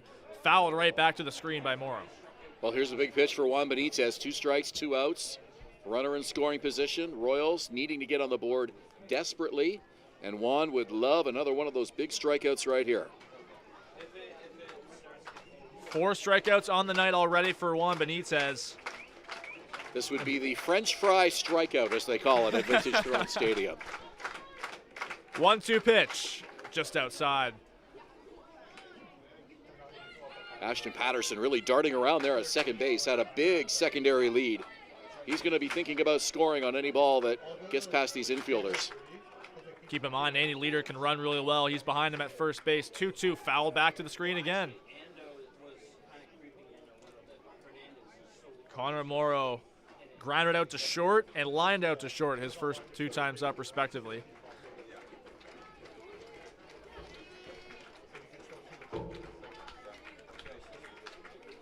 Benitez trying to keep the Royals scoreless through 5 innings. A 2-2 pitch. Outside again, that one a breaking ball.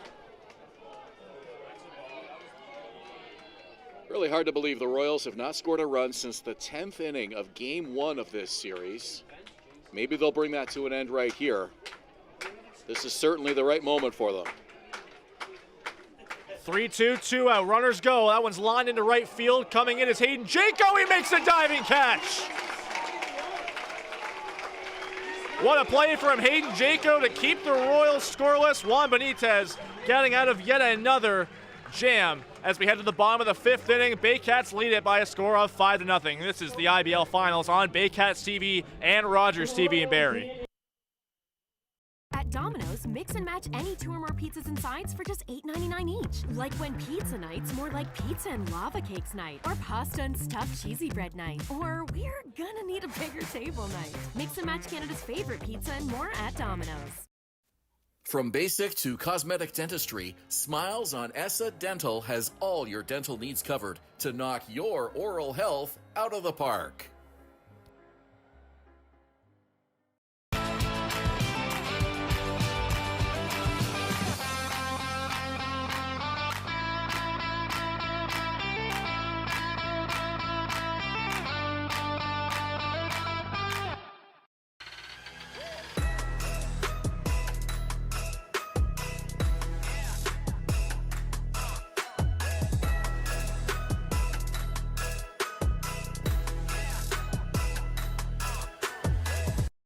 I'm Chrissy Fans from 400 Chrysler and Barrie Chrysler Dodge Jeep Ram. This year, we are the community partners of the Barrie Baycats. Community is near and dear to our hearts here at the dealerships and one of our core values, so we can support local and shop local.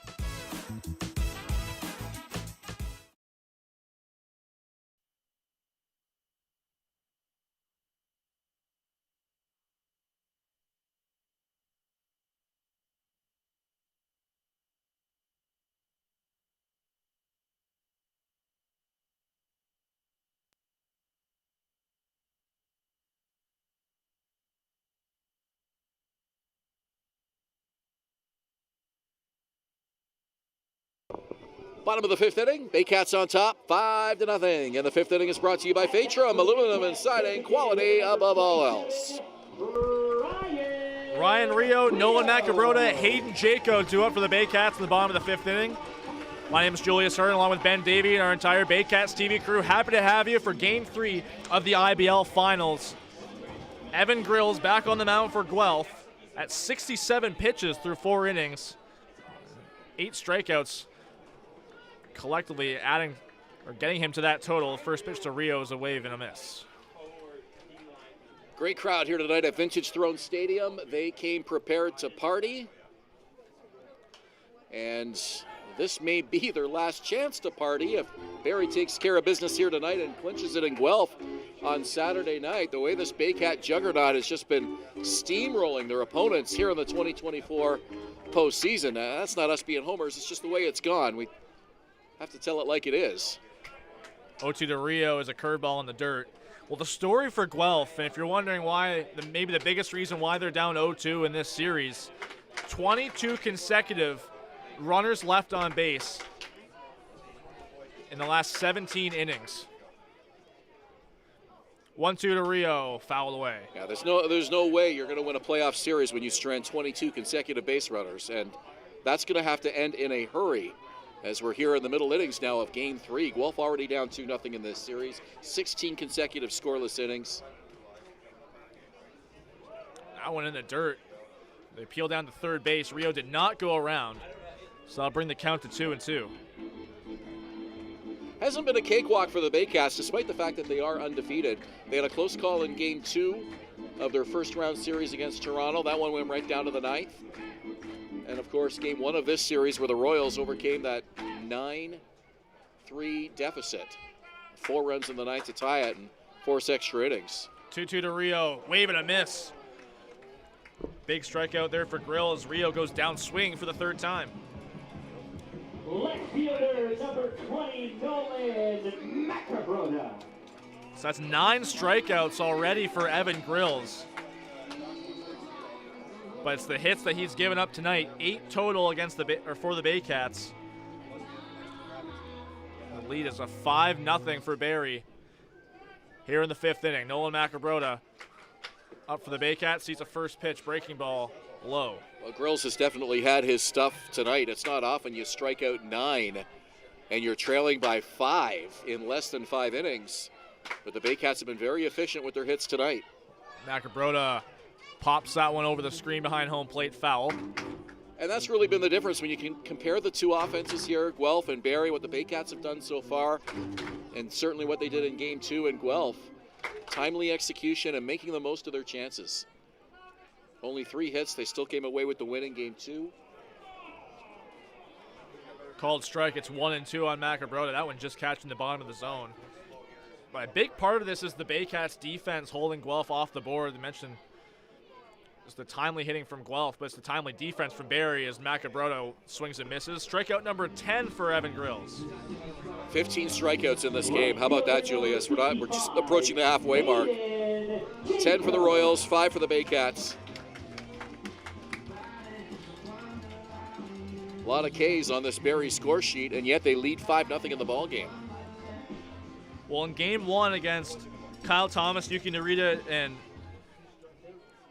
Durst, they just went 5 strikeouts in that game. As Hayden Jaco steps in, sees a first pitch called strike. It's amazing how one game can be just so different from the next. And meanwhile, in Game 2, 9 strikeouts for the Baycats offensively. 0-1 to Jaco is low.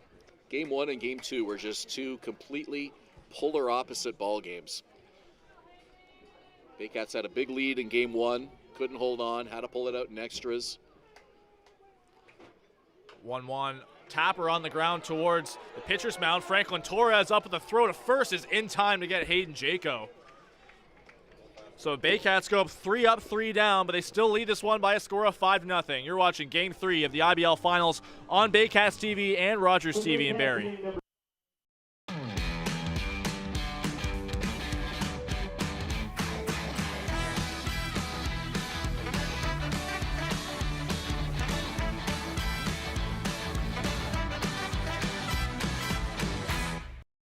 Danielle May Real Estate, supporting the Barrie Baycats and ready to help with all of your real estate questions. What is your home worth? Should you sell now or wait? Danielle is dedicated to your success. The next time you think real estate, think Danielle May. From basic to cosmetic dentistry, Smiles on ESSA Dental has all your dental needs covered to knock your oral health out of the park.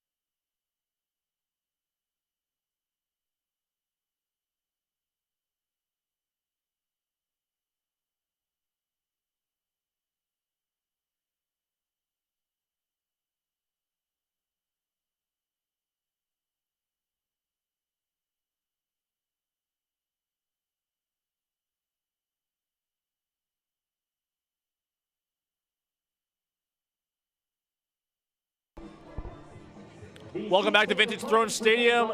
Top of the 5th inning in Game 3 of the IBL Finals. The Barrie Baycats undefeated in these playoffs so far, and they're up 5-0 on the Guelph Royals. Franklin Torres to lead it off for Guelph against Juan Benitez out for his 6th inning of work. Guelph only able to muster 4 hits against the Dominican right-hander through the first 5 innings. Franklin Torres 0 for 2 heading into this inning, and he sees the first pitch inside. Such a strange feeling. I mean, we were talking about this during the commercial break, but the Guelph Royals and their fans are hoping that we're all back here on Sunday night for Game 5. The Baycats and their fans are hoping we aren't. And you and I are kind of caught in the middle. Ground ball to third. Adamad had to wait on that one, but he gets it over to first in time. Fantastic throw by Adamad, the third baseman, for the first out of the 6th inning. Adamad has been as solid as anyone in this league defensively at third base here in the postseason. Another great play, a strong throw. Fielded it cleanly and was able to get it over in time to get Torres.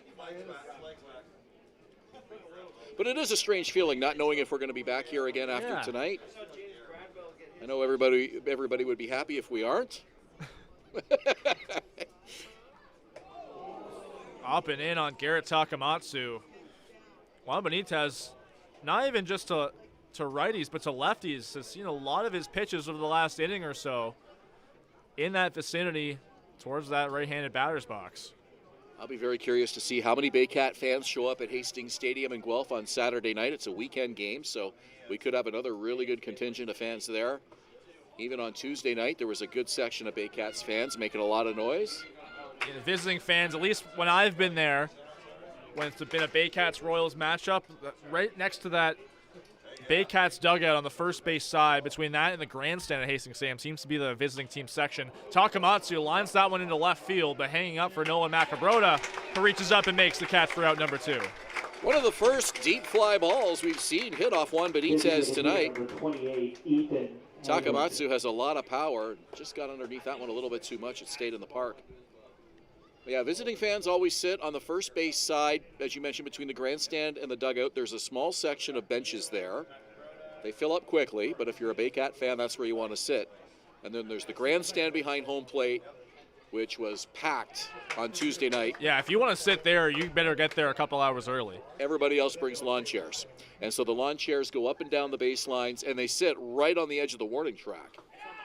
They don't leave any room at all on the out-of-play side of that warning track. They're literally right on the edge of the dirt.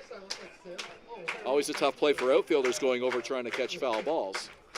0-2 pitch is outside after going down 0-2 to Takamatsu and getting that fly ball out. Gets up 0-2 on Hammond. Now the 1-2. Little ground ball to third base, backhanded by Adam Odd. The throw over to first is in time. 3 up, 3 down for the 4th time tonight. Go the Guelph Royals. We head to the bottom of the 6th inning. Still a 5-0 game in favor of the Barrie Baycats. You're watching the IBL Finals on Baycats TV and Rogers TV in Barrie.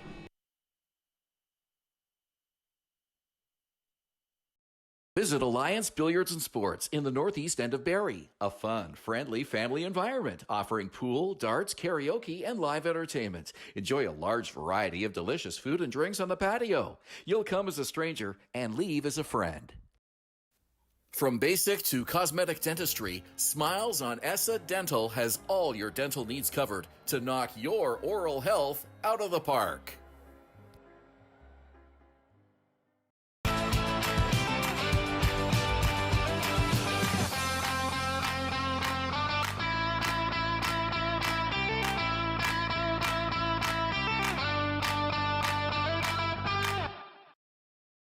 BarrieToday.com. Local news, weather, Baycat scores, and more. BarrieToday.com. Your community, your news.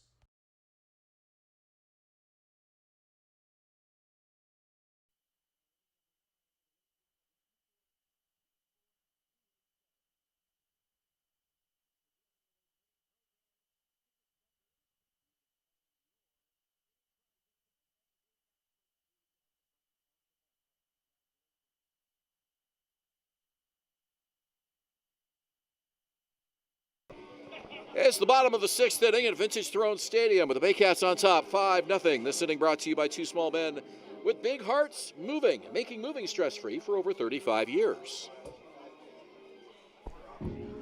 5-0 Baycats as we enter the bottom of the 6th inning. Still no action in the Guelph Royals bullpen, so it's Evan Grill's 6th inning. Comes into this one with 10 strikeouts under his belt tonight, but he's allowed 8 hits and 5 runs against. First pitch to Adam Odd is a ground ball foul first base side. We were talking last inning about how much we both enjoy watching baseball at Hastings Stadium in Guelph. Beautiful little ballpark in a quiet neighborhood, and some things for Baycat fans to keep in mind if they're heading there on Saturday evening for Game 4 of this series. Get there early and sit on the first base side where the benches are. And in addition to that, the parking is tricky in the neighborhood around the ballpark. There is a small parking lot, but that fills up fast as well. You really want to check those no parking signs very closely on the surrounding neighborhood streets. 1-1 to Adam Odd. The breaking ball in there for strike 2. Also keep in mind there's an arena adjacent to the ballpark, so you can imagine that's going to fill up with parking as we start to get towards more fall weather. Hockey season about to start in the next couple weeks. 1-2 pitch, bouncing towards the plate. Nice great place to watch baseball, and there is no outfield seating. However, every time I've gone, I've noticed some neighborhood kids that have climbed the fence and they're peeking over center field and watching the game. I saw that quite a bit on Game 2. Called strike 3. Adam Ott goes down looking. That's strikeout number 11 for the big left-hander from Whitby, Evan Grills. And the second time Odd has struck out tonight. What a job by Evan Grills mowing him down despite a 5-run deficit here. 6 of the 9 Baycats in the starting lineup have gone down with a strikeout this evening at least once. Royce Ando did when he led off the second. He sees a first pitch strike there. Well, we knew Grills was one of the best pitchers in the league. He's been outstanding in the postseason. I think just 5 appearances for Guelph in the regular season this year, but has been a big key for them here in the 2023-24 postseason. Well, he's got Royce Ando on an 0-2 count. Pitch from Grills bounces in. Grills had thrown 67 pitches through 5 innings. We're told Carlos Sano is tossing softly in the Barrie bullpen.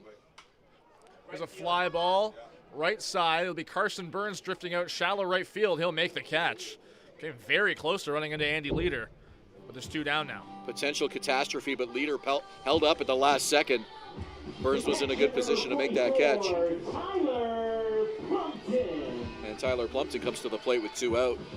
Carlos Sano really struggled in the 9th inning of Game 1, and again, that could have been a turning point in that ball game. And Guelph came back 4 runs in the 9th inning off Carlos, but then Sano settled down and pitched very well in extra innings. On the ground, Takamatsu playing shallow on the infield, an easy play for him towards first. So 3 up, 3 down, go the Baycats in back-to-back innings. We'll head to the 7th. Ben Davy back in the mic for you for the rest of this one. 5-0 Baycats in Game 3 of the IBL Finals. You're watching Baycats TV and Rogers TV. Hi, I'm Chrissy Fans from 400 Chrysler and Barrie Chrysler Dodge Jeep Ram. This year, we are the community partners of the Barrie Baycats. Community is near and dear to our hearts here at the dealerships and one of our core values, so we can support local and shop local.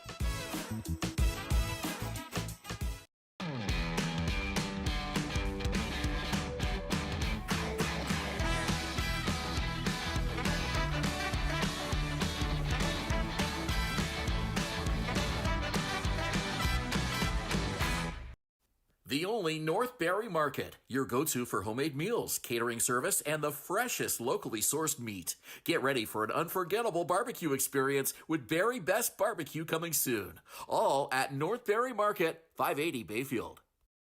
Moving.ca. For all your moving needs for over 35 years, Moving.ca. The original 2 men who just happen to be small, who make moving stress-free. 2 small men with big hearts moving. We always have a big heart for you at Moving.ca. From basic to cosmetic dentistry, Smiles on Essa Dental has all your dental needs covered to knock your oral health out of the park.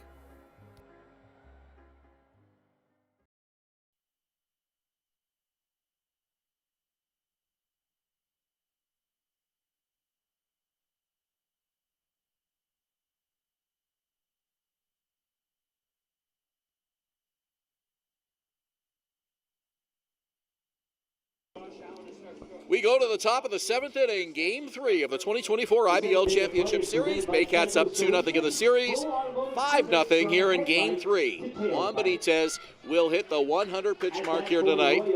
98 pitches as J.D. Williams comes to the plate to lead off the top of the 7th inning.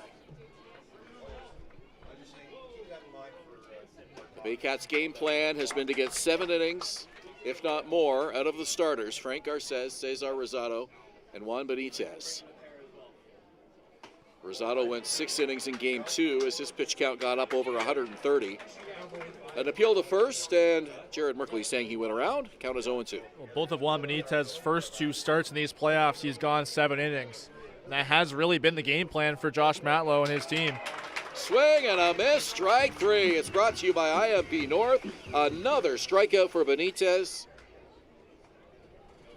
And here comes Josh Garten. 5 strikeouts for Juan Benitez If you look at the other side of the ledger, 11 for Evan Grills.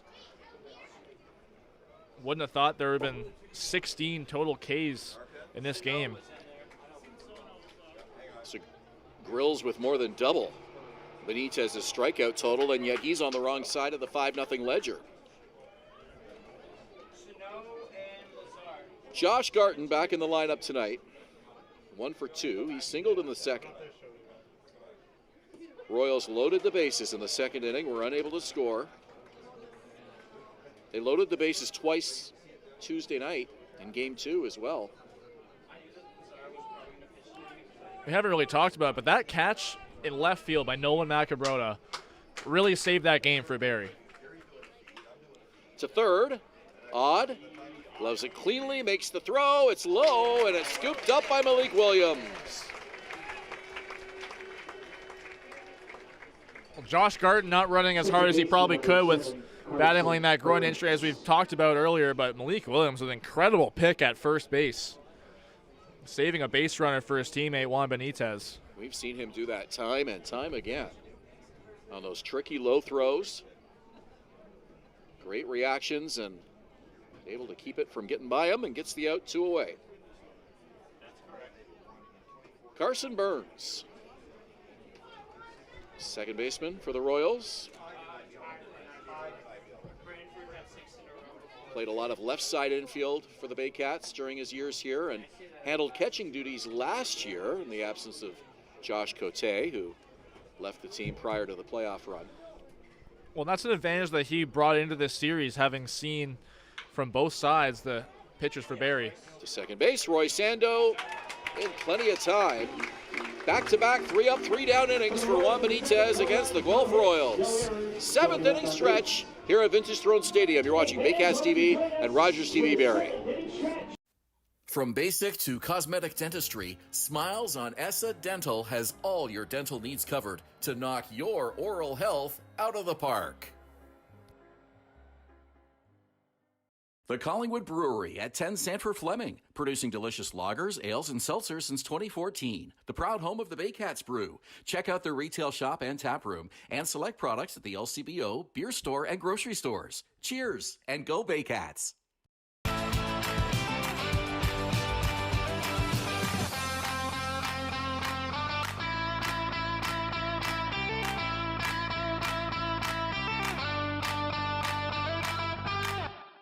Domino's, mix and match any 2 or more pizzas and sides for just $8.99 each. Like when pizza night's more like pizza and lava cakes night, or pasta and stuffed cheesy bread night, or we're gonna need a bigger table night. Mix and match Canada's favorite pizza and more at Domino's.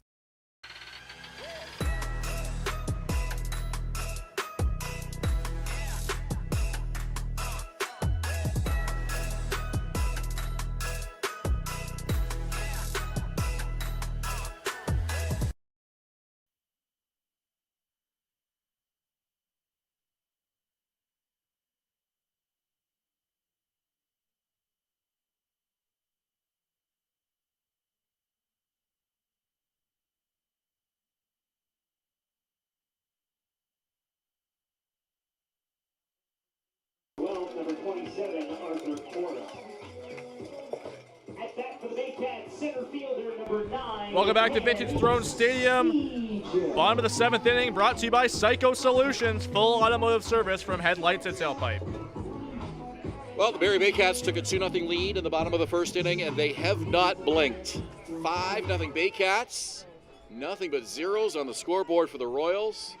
Evan Grills back out for his 7th inning of work, as the Baycats will try to add to a 5-0 lead.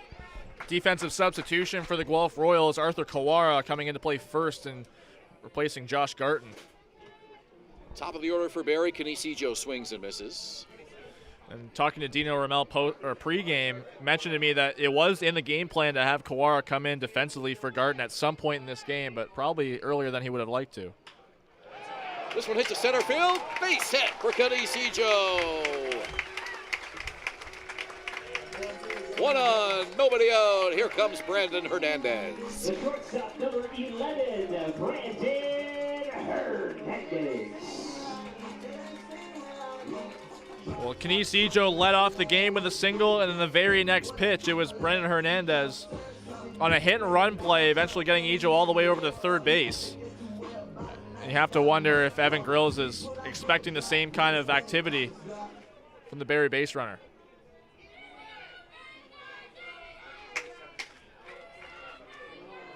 Fouled off by Hernandez, 0-1.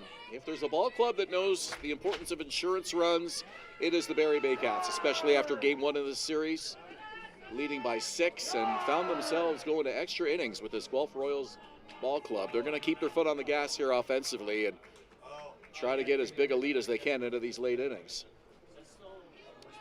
Juan Benitez throwing just 9 pitches in that top of the 7th inning. Seen that from Juan a lot this season, where he becomes very efficient in the late innings of his appearances, and tonight no exception.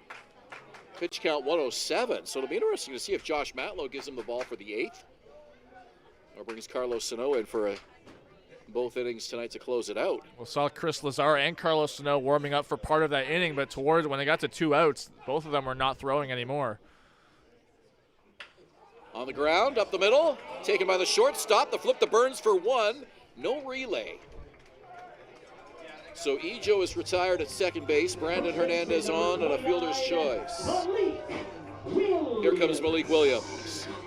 Well, yet again, the Barrie Baycats offense going right back up the middle against Evan Grills, but a very nice play there. Up the middle, that sliding play, but they're able to get Ejo at second base, the lead runner. But even with Hernandez, who's been a bit shaky, getting some leadoffs against Evan Grills, still plenty of speed at first. And we have the fans doing the wave here at Vintage Throne Stadium. That was one of the best ones we've seen all year, from first to third. And they've done the wave a couple of times between innings. This might be the first time that they've done the wave during the actual inning. I think they finally got the memo, because we were talking about this a couple of games ago. Got to do it during the play. You're rallying your team. Usually you do it when the visiting pitcher is on the mound. At least that's my understanding. And they did as the ball gets away, and up another 90 feet goes Brandon Hernandez on a pass ball. Now they got to get the wave started down near the bullpen, though. There's another whole section of seats down there that are missing out. So if some fans can get down there near the bullpen and get the wave started there, include those fans. There you go. Try to get a bullpen to bullpen wave. There's no real outfield seating here at Vintage Throne Stadium, so there are some seats out there, but not enough fans that you could really get a wave through the outfield. No, a few people stand as they are right now, standing like watching it through the fence. A couple sections in between the sponsor banners. Grills wants a new baseball. 2-1 the count. Runner at second is Brandon Hernandez. Malik Williams at the plate with a 2-1 count. Baycats up 5-0.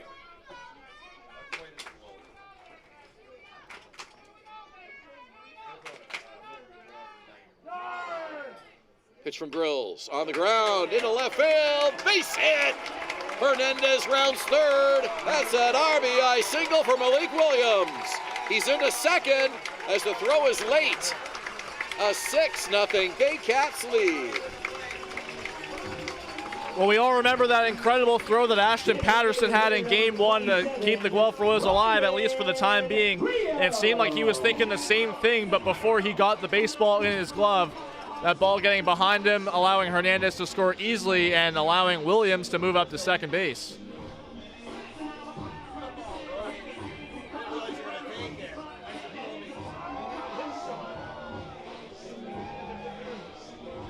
Still only 1 out of the inning. Evan Grills stays out there to face Ryan Rio. Right-hander getting ready in the Guelph bullpen. These fans enjoying a 6-0 Baycat lead here in Game 3. Reminder, this is a best-of-7 series, unlike the first 2 rounds, which were best-of-5. So we could potentially have 2 more games here at Vintage Throne Stadium, but quite possibly not, the way the Baycats are firing on all cylinders here. Undefeated in their playoff run so far. Drew Durst is warming up for the Guelph Royals in their bullpen, so looking like could be the final batter or 2 for Evan Grills in this game.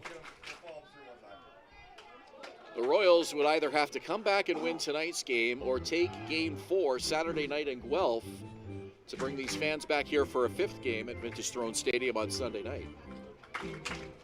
An uphill climb, and it's getting all that much harder. 6-0 Barrie. We're in the 7th. Here's the pitch. And it's low. The count 2-2. Well, Rio's probably had the least luck on this Baycats lineup to Evan Grills tonight. 3 strikeouts, all swinging. Looking for a little bit more redemption here. 2 balls, 2 strikes. The pitch. Swing and a miss.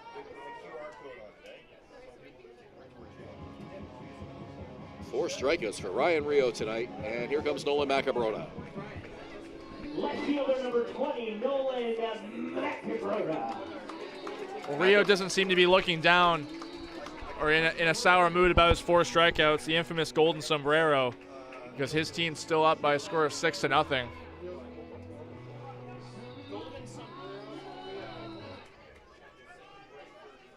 Nolan Macabrota, 2 strikeouts tonight against Evan Grills.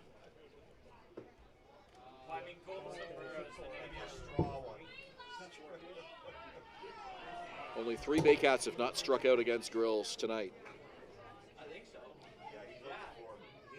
Tyler Plumpton, Hayden Jaco, and Brandon Hernandez, the only 3 Baycats that have not struck out.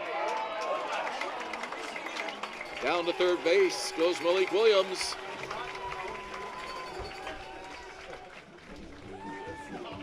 Great heads-up base running there for Malik Williams. Both times he's moved up in this inning. Once on the, I'm not sure if it's been scored an error on Ashton Patterson as of yet, but on that and right there, that throw. Pitch from Grills. High and tight. Macabrota ducks out of the way. The count 2-1. Well, things really starting to unravel here on Guelph now in these late innings. 6-0 Baycats. That was the deficit that they overcame in Game 1 to force extra innings. Big pitch here from Grills. It's a fly ball, deep left field. If it's fair, it's gone. It is foul. And it lands on the home run side of the fence. Well, all 3 of Nolan Macabrota's home runs have been either to that opposite field side or to dead center. So he definitely has the power to go right back there again, coming oh so close to home run number 4 of his playoff run. 2 balls, 2 strikes. Pitch from Grills. He takes, and the count is full. Williams at third. 6-0 Barrie. 2 out in the 7th.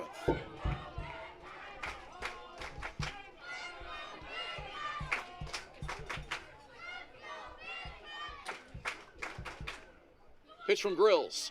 Swing and a miss. So he gets the strikeout, fittingly, to end the 7th, but not before Barrie tacks on 1 more. It's a 6-0 Baycats lead. Guelph coming to bat at the 8th. You're watching Baycats TV and Rogers TV in Barrie. The Collingwood Brewery at 10 Sanford Fleming, producing delicious lagers, ales, and seltzers since 2014. The proud home of the Baycats Brew. Check out their retail shop and tap room and select products at the LCBO, beer store, and grocery stores. Cheers, and go Baycats! From basic to cosmetic dentistry, Smiles on Essa Dental has all your dental needs covered to knock your oral health out of the park.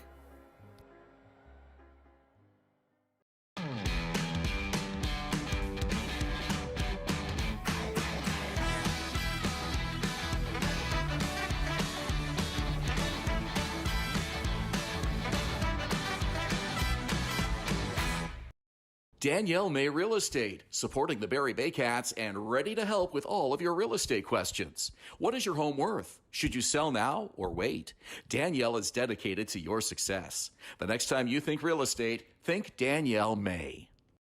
Visit Alliance Billiards and Sports in the northeast end of Barrie. A fun, friendly family environment offering pool, darts, karaoke, and live entertainment. Enjoy a large variety of delicious food and drinks on the patio. You'll come as a stranger and leave as a friend.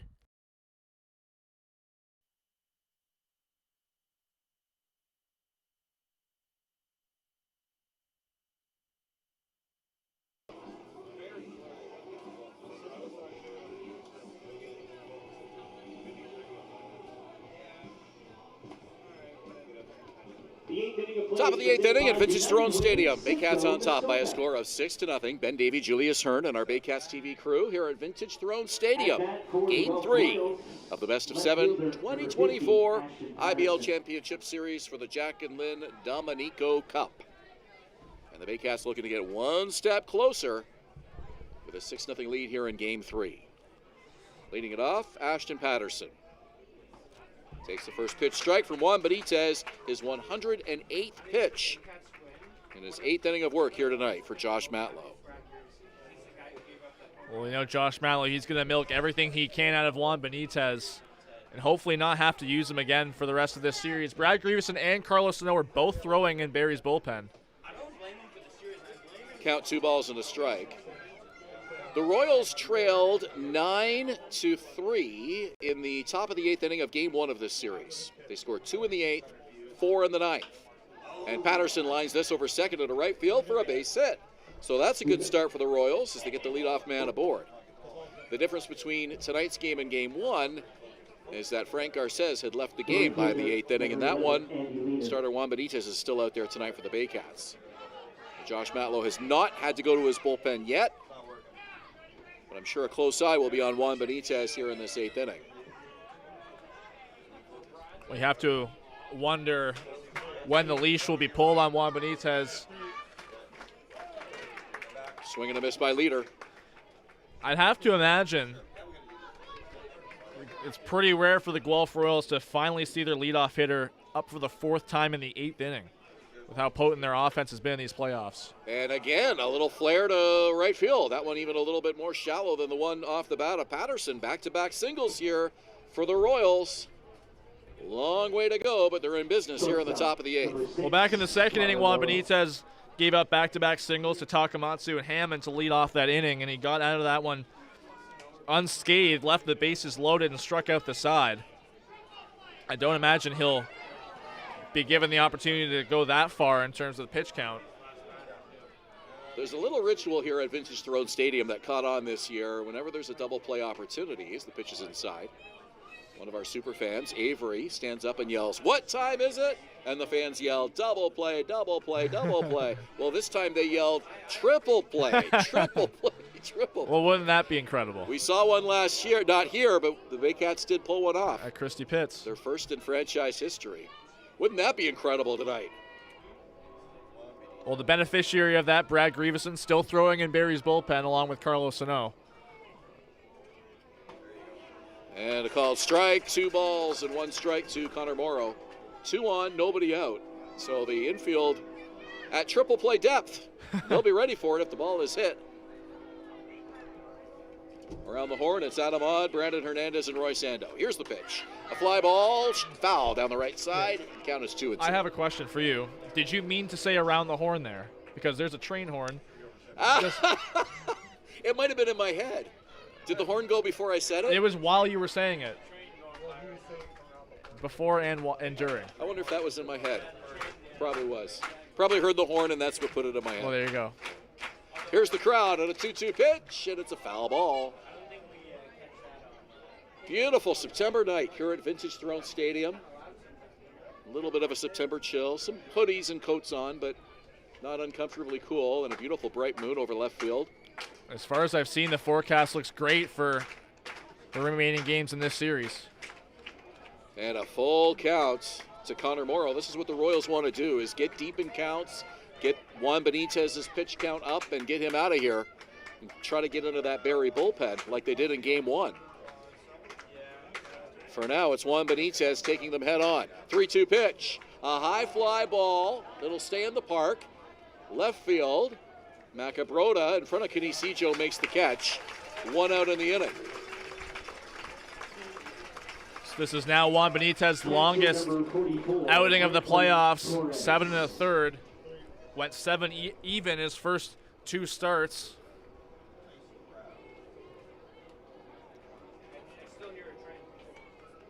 That's one long train. It's funny, I was stopped at a train crossing on the way to the ballpark tonight too. The track is across Highway 26, not far from the ballpark here in Midhurst. It's always frustrating if you're running late for a game and then the train comes across Highway 26. That's happened to me a couple of times. Of course, we get here super early, but 0-1 is the count. Franklin Torres, 2 on, 1 out. So no triple play this inning.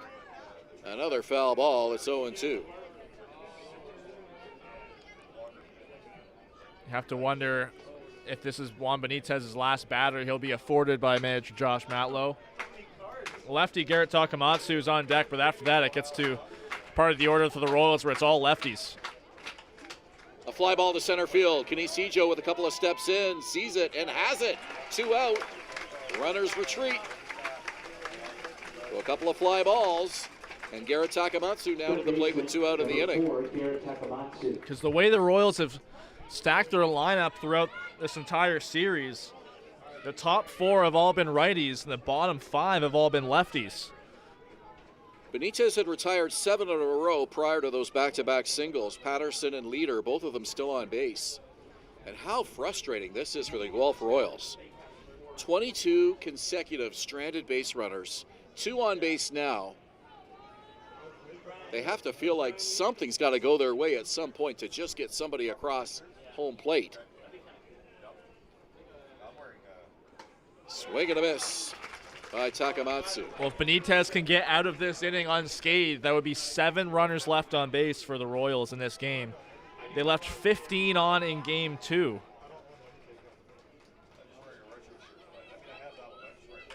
A ground ball through into right field. Ashton Patterson rounding third. Here comes the throw. Not in time. The Royals get a run. The ball goes to the backstop. Benitez picks it up. And so now runners at second and third for Guelph. Great hitting by Garrett Takamatsu, and the streak is over. 6-1 Baycats. Mercifully, the Royals get a run here tonight after 9 shutout innings in game 2, a couple of shutout innings at the end of game 1. 18 consecutive shutout innings comes to an end here tonight. Juan Benitez back out still to face Ethan Hammond, the lefty.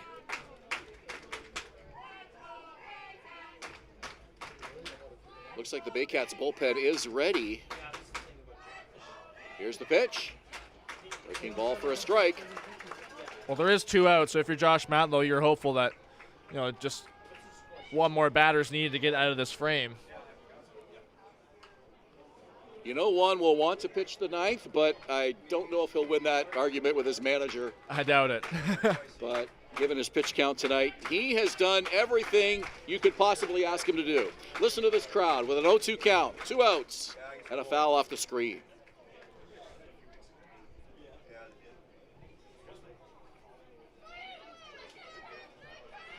What a season for Juan Benitez. This here could be his last batter of the night and maybe his last batter of the season. Here it comes. On the ground, third base. Adam Odd, up with it. Running throw, in time for the out. Royals strand another couple of base runners. They finally get on the board. And this crowd comes to its feet for Juan Benitez, who gets hugs and handshakes as he makes his way back to the Barrie dugout. What a performance tonight by the Dominican right-hander. A 6-1 Baycat lead as we go to the bottom of the 8th inning. You're watching Baycats TV and Rogers TV Barrie.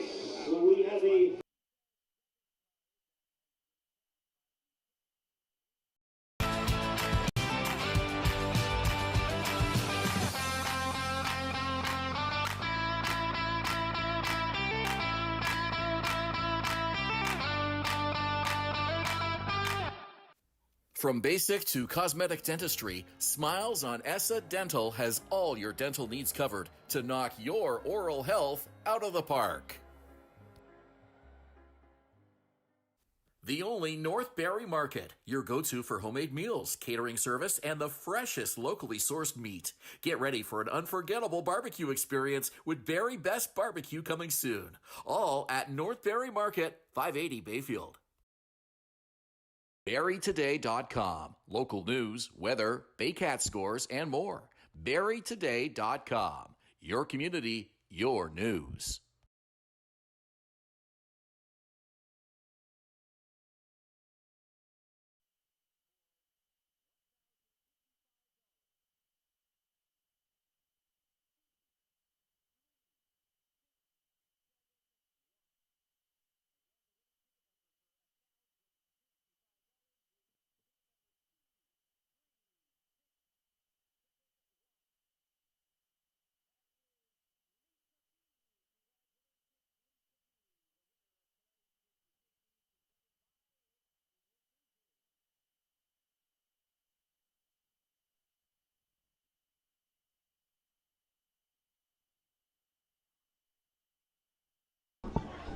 Bottom of the 8th inning at Vintage Throne Stadium, the Baycats lead the Royals by a score of 6-1 in Game 3 of the IBL Finals.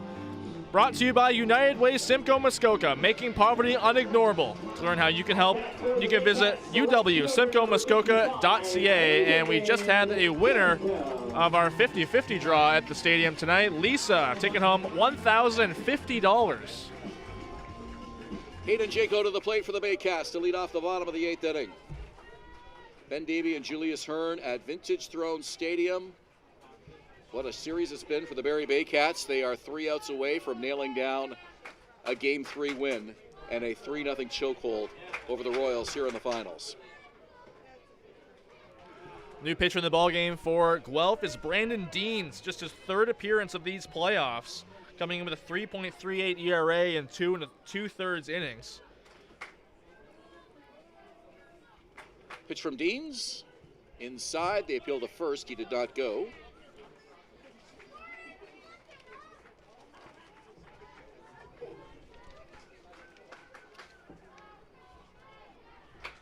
Six runs, 10 hits for the Baycats tonight. 1 on 7 for the Royals. Another check swing. He went. Hayden Jaco down for the first out of the 8th. And this is Adam Odd. Dean's last appearance came in Game 4 against the Welland Jackfish. Pitched an inning and 2/3 in that game. Gave up 3 runs, only 1 of them earned. 3 walks, 3 strikeouts, 3 hits. That was all the way back on September 2nd. A high fly ball, deep left field, and it's off the wall. That's an easy double for Adam Odd as he's in standing up. Baycats get a runner on with 1 out in the 8th. Well, Adam Odd, that opposite field power coming in handy again. His 6th double of these playoffs. And if there was an award for playoff MVP, he'd have to be the favorite.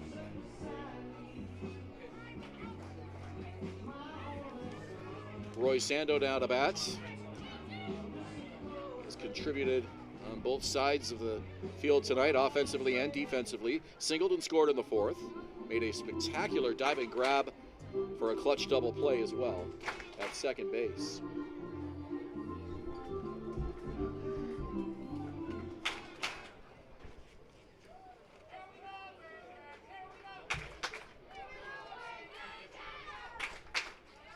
Brandon Deans on in relief of Evan Grills. Grills struck out 13 tonight. But the Baycats got to him early with a pair of runs in the 1st, 3 runs in the 4th, 1 in the 7th, and now they're looking to get to Brandon Deans here in the bottom of the 8th inning. So the final line on Deans, 7 innings pitched, 13 strikeouts. That ties a season high. 1 walk, 10 hits, 6 runs allowed. Deans checks the runner, kicks, steals, high and inside. Dean's kind of looking at his hand there just as if to indicate that that one just got away from him. Well, Adam Odd was hit by a pitch and scored in the 5th inning of Game 1. Baycats behind him in the lineup taking advantage of those free bases, it seems like. 2-0 pitch. Swing and a miss by Ando. 2 balls, 1 strike. Reminder that Game 4 of this series will be Saturday night at Hastings Stadium in Guelph. If this score holds up, the Baycats will have a chance to clinch, a chance to win the championship in Guelph on Saturday night. Josh and Neil will have that broadcast on the Royals YouTube channel for those of us at home. Another one high and into Ando. But better yet, why not hop on the 407 and the 401 on Saturday night and be there in person to watch the Baycats and the Royals, Game 4, Hastings Stadium. Could be a big night for Barrie. The Royals will try to win and get this thing back here Sunday night for Game 5. If they do, we will be here. 3-1 pitch from Deans. Swing and a miss. Ando with a cut. Couldn't connect, 3-2. Well, after the 3 pitches consecutively, they were all frighteningly up and in on Ando. He knew that something was going to have to come on that 3-1 pitch that was hittable, and he took a big cut at that one. Let's see what Deans does here on the 3-2. Doesn't want to put Ando aboard. Tyler Plumpton on deck. Checks the runner. Payoff pitch. Called strike 3. Roy Sando has a word or 3 for home plate umpire Preston Hughes as he goes back to the dugout. Yeah, he was visibly upset with home plate umpire Preston Hughes of that call. And I'd make sure he turned away from Hughes on his way to the dugout so he didn't say anything directly to him. Second strikeout of the night for Ando, clearly upset with that one. The first one was swinging. That one questionable. 2 out in the inning, so a big strikeout for Brandon Deans, and he goes after the number 9 hitter now, Tyler Plumpton. Here's the pitch. Gets it over for a called strike.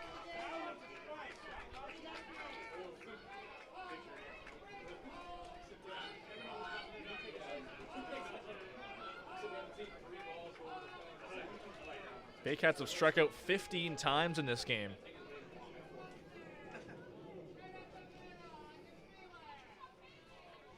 A 1 pitch, called strike. So now Dean's a strike away from holding Barrie here in the bottom of the 8th inning.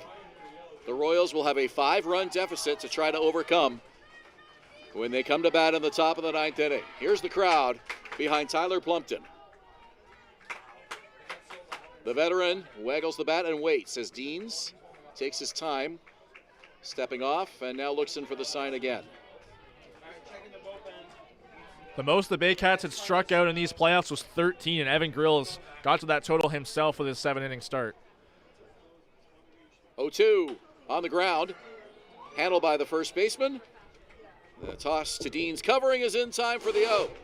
So the Baycats unable to score in the bottom of the 8th. They are 3 outs away from a 3-0 series lead against the Guelph Royals. Baycats 6, Royals 1 as we go to the 9th. You're watching Baycats TV and Rogers TV Barrie.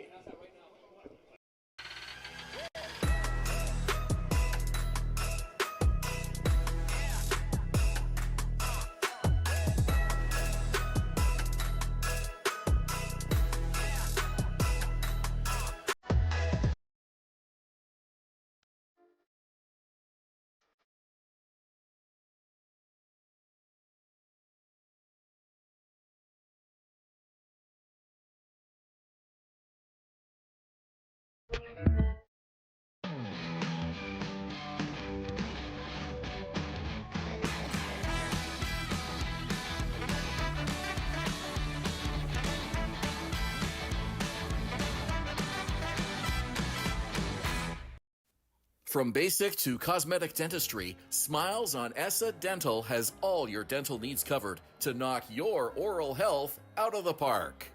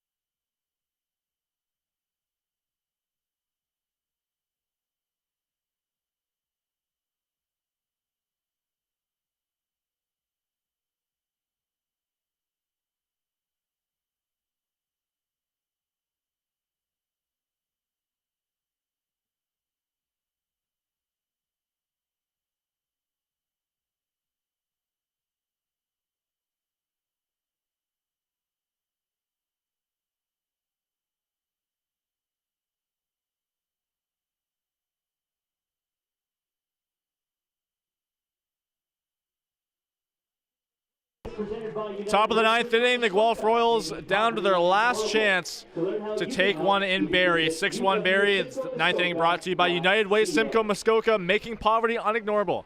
To learn how you can help, you can visit uwsimcoemuskoka.ca. Baycats 3 outs away from a 3-0 series lead. J.D. Williams comes to the plate, and he will face Baycats closer, right-hander Carlos Sano.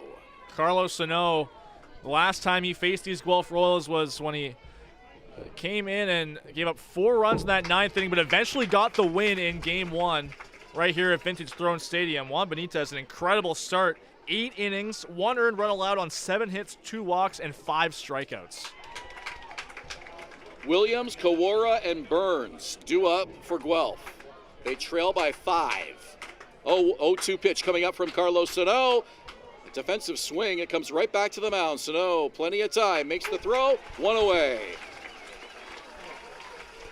This telecast is presented by the authority of the Intercounty Baseball League and the Barrie Baycats Baseball Club, and the accounts and descriptions of this game may not be disseminated without express written consent.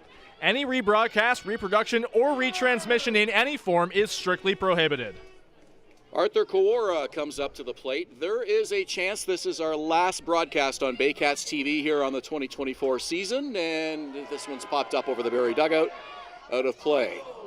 In the event that that is the case, I want to send out my thanks and my appreciation to not only the viewers, but everybody here behind the scenes that worked so hard to put these broadcasts together. First of all, to yourself, Julius. You've been a fantastic broadcast partner again this year, and a great job with play-by-play and those middle innings, and even some late innings you got to call this year, too. So it's just your second year on the mic, but I just want to say how impressed I am with how far you've come and how much I've enjoyed working with you. I've really enjoyed working with you. I've learned a lot over these last couple of years.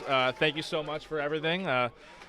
Not to say this isn't it, but I've really enjoyed my time here this year. We're not planning the parade. We don't want to upset anybody in Guelph, but just keeping in mind this might be our last time on the microphone this season. 2 outs now here in the 9th inning. Thank you to Brian Backland, who is here long before anybody and leaves long after anybody, setting all of this up and spinning the dials behind us. Sam McCoy, our media coordinator. And the guys who sit behind us, Rob Daniels, our public address announcer, Gary Mason, who does stats and runs Point Streak, Dan Miller, who plays the music, Jack Hine, James Henderson, who do the numbers for us. I'm sure there are other names and people I'm forgetting. Pitch is high to Carson Burns, 2 out here in the 9th inning. I don't want to forget any of the volunteers around the park because this organization runs on volunteers, so a huge thank you to all those folks. There's so many of them. Even if we didn't say your names, please know that you are appreciated. And most of all, the viewers, those who tuned in and logged on Baycats TV all season long, and on Rogers as well. We appreciate you so much, and we certainly hope this thing ends with a championship at some point here in 2024. 1 ball, 2 strikes. The crowd comes to its feet for Carlos Sano and the Barrie Baycats. Leading 2-0 in this best-of-7 series. The Baycats are a strike away from a 3-0 lead as Burns stays alive with a foul ball. Over the trees, out of play, and it'll be another 1-2. Well, how fitting might it be if Carson Burns is the final out of the season at Vintage Throne Stadium? The Royals will get one more chance to keep this series alive at Hastings Stadium on Saturday night. The pitch from Sano bounces up to the plate, and it's a 2-2 count. Such great energy in this ballpark tonight. The best that we have seen all season long. Almost all of these fans are still here, many of them on their feet. It's a 3-2 count now to Carson Burns.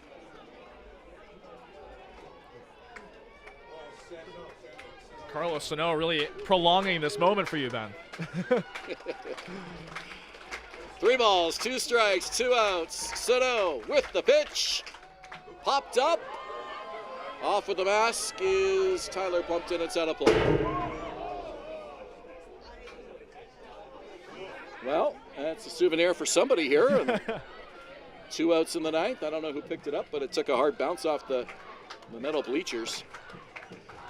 The crowd chanting 1 more strike. Listen to this. Pitch from Sano. There it is! A called strike 3. Carlos Sano gets Carson Burns for the final out in the top of the 9th inning. And the Barrie Baycats continue this incredible undefeated streak through the 2024 playoffs. A 3-0 series lead over the Guelph Royals and a 6-1 win here in Game 3 of this series tonight. Well, this has really been an unprecedented run for these Barrie Baycats, really showing their home fans that this season has been quite special. If you go back to the end of the regular season, that's now 11 consecutive wins. They're 9-0 in these playoffs and still haven't trailed for a full inning. Great attack by the offense. The lineup contributing start to finish. Juan Benitez pitching the game of the year. 8 innings tonight to hand the ball over to Carlos Sano. Can't say enough about the work that he did getting through 8 innings tonight and turning this one over to the Barrie bullpen. Well, the bullpen haven't needed to use it much of these playoffs with how good the starting rotation's been for Barrie, but they have come through in these big moments, and Carlos Sano shutting down the Guelph Royals with 2 strikeouts in that top of the 9th. Josh, Neil, over to you, fellas, for Game 4, Saturday night in Guelph. They will have the broadcast on the Royals YouTube page. We will be watching, as will everybody here in Barrie, and the Royals will try to send us all back here for Game 5 on Sunday night. If we don't see you then, again, our thanks to everybody who's been a part of our broadcast here in 2024. For Julius Hern, I'm Ben Davy. Once again, good night from Vintage Throne Stadium.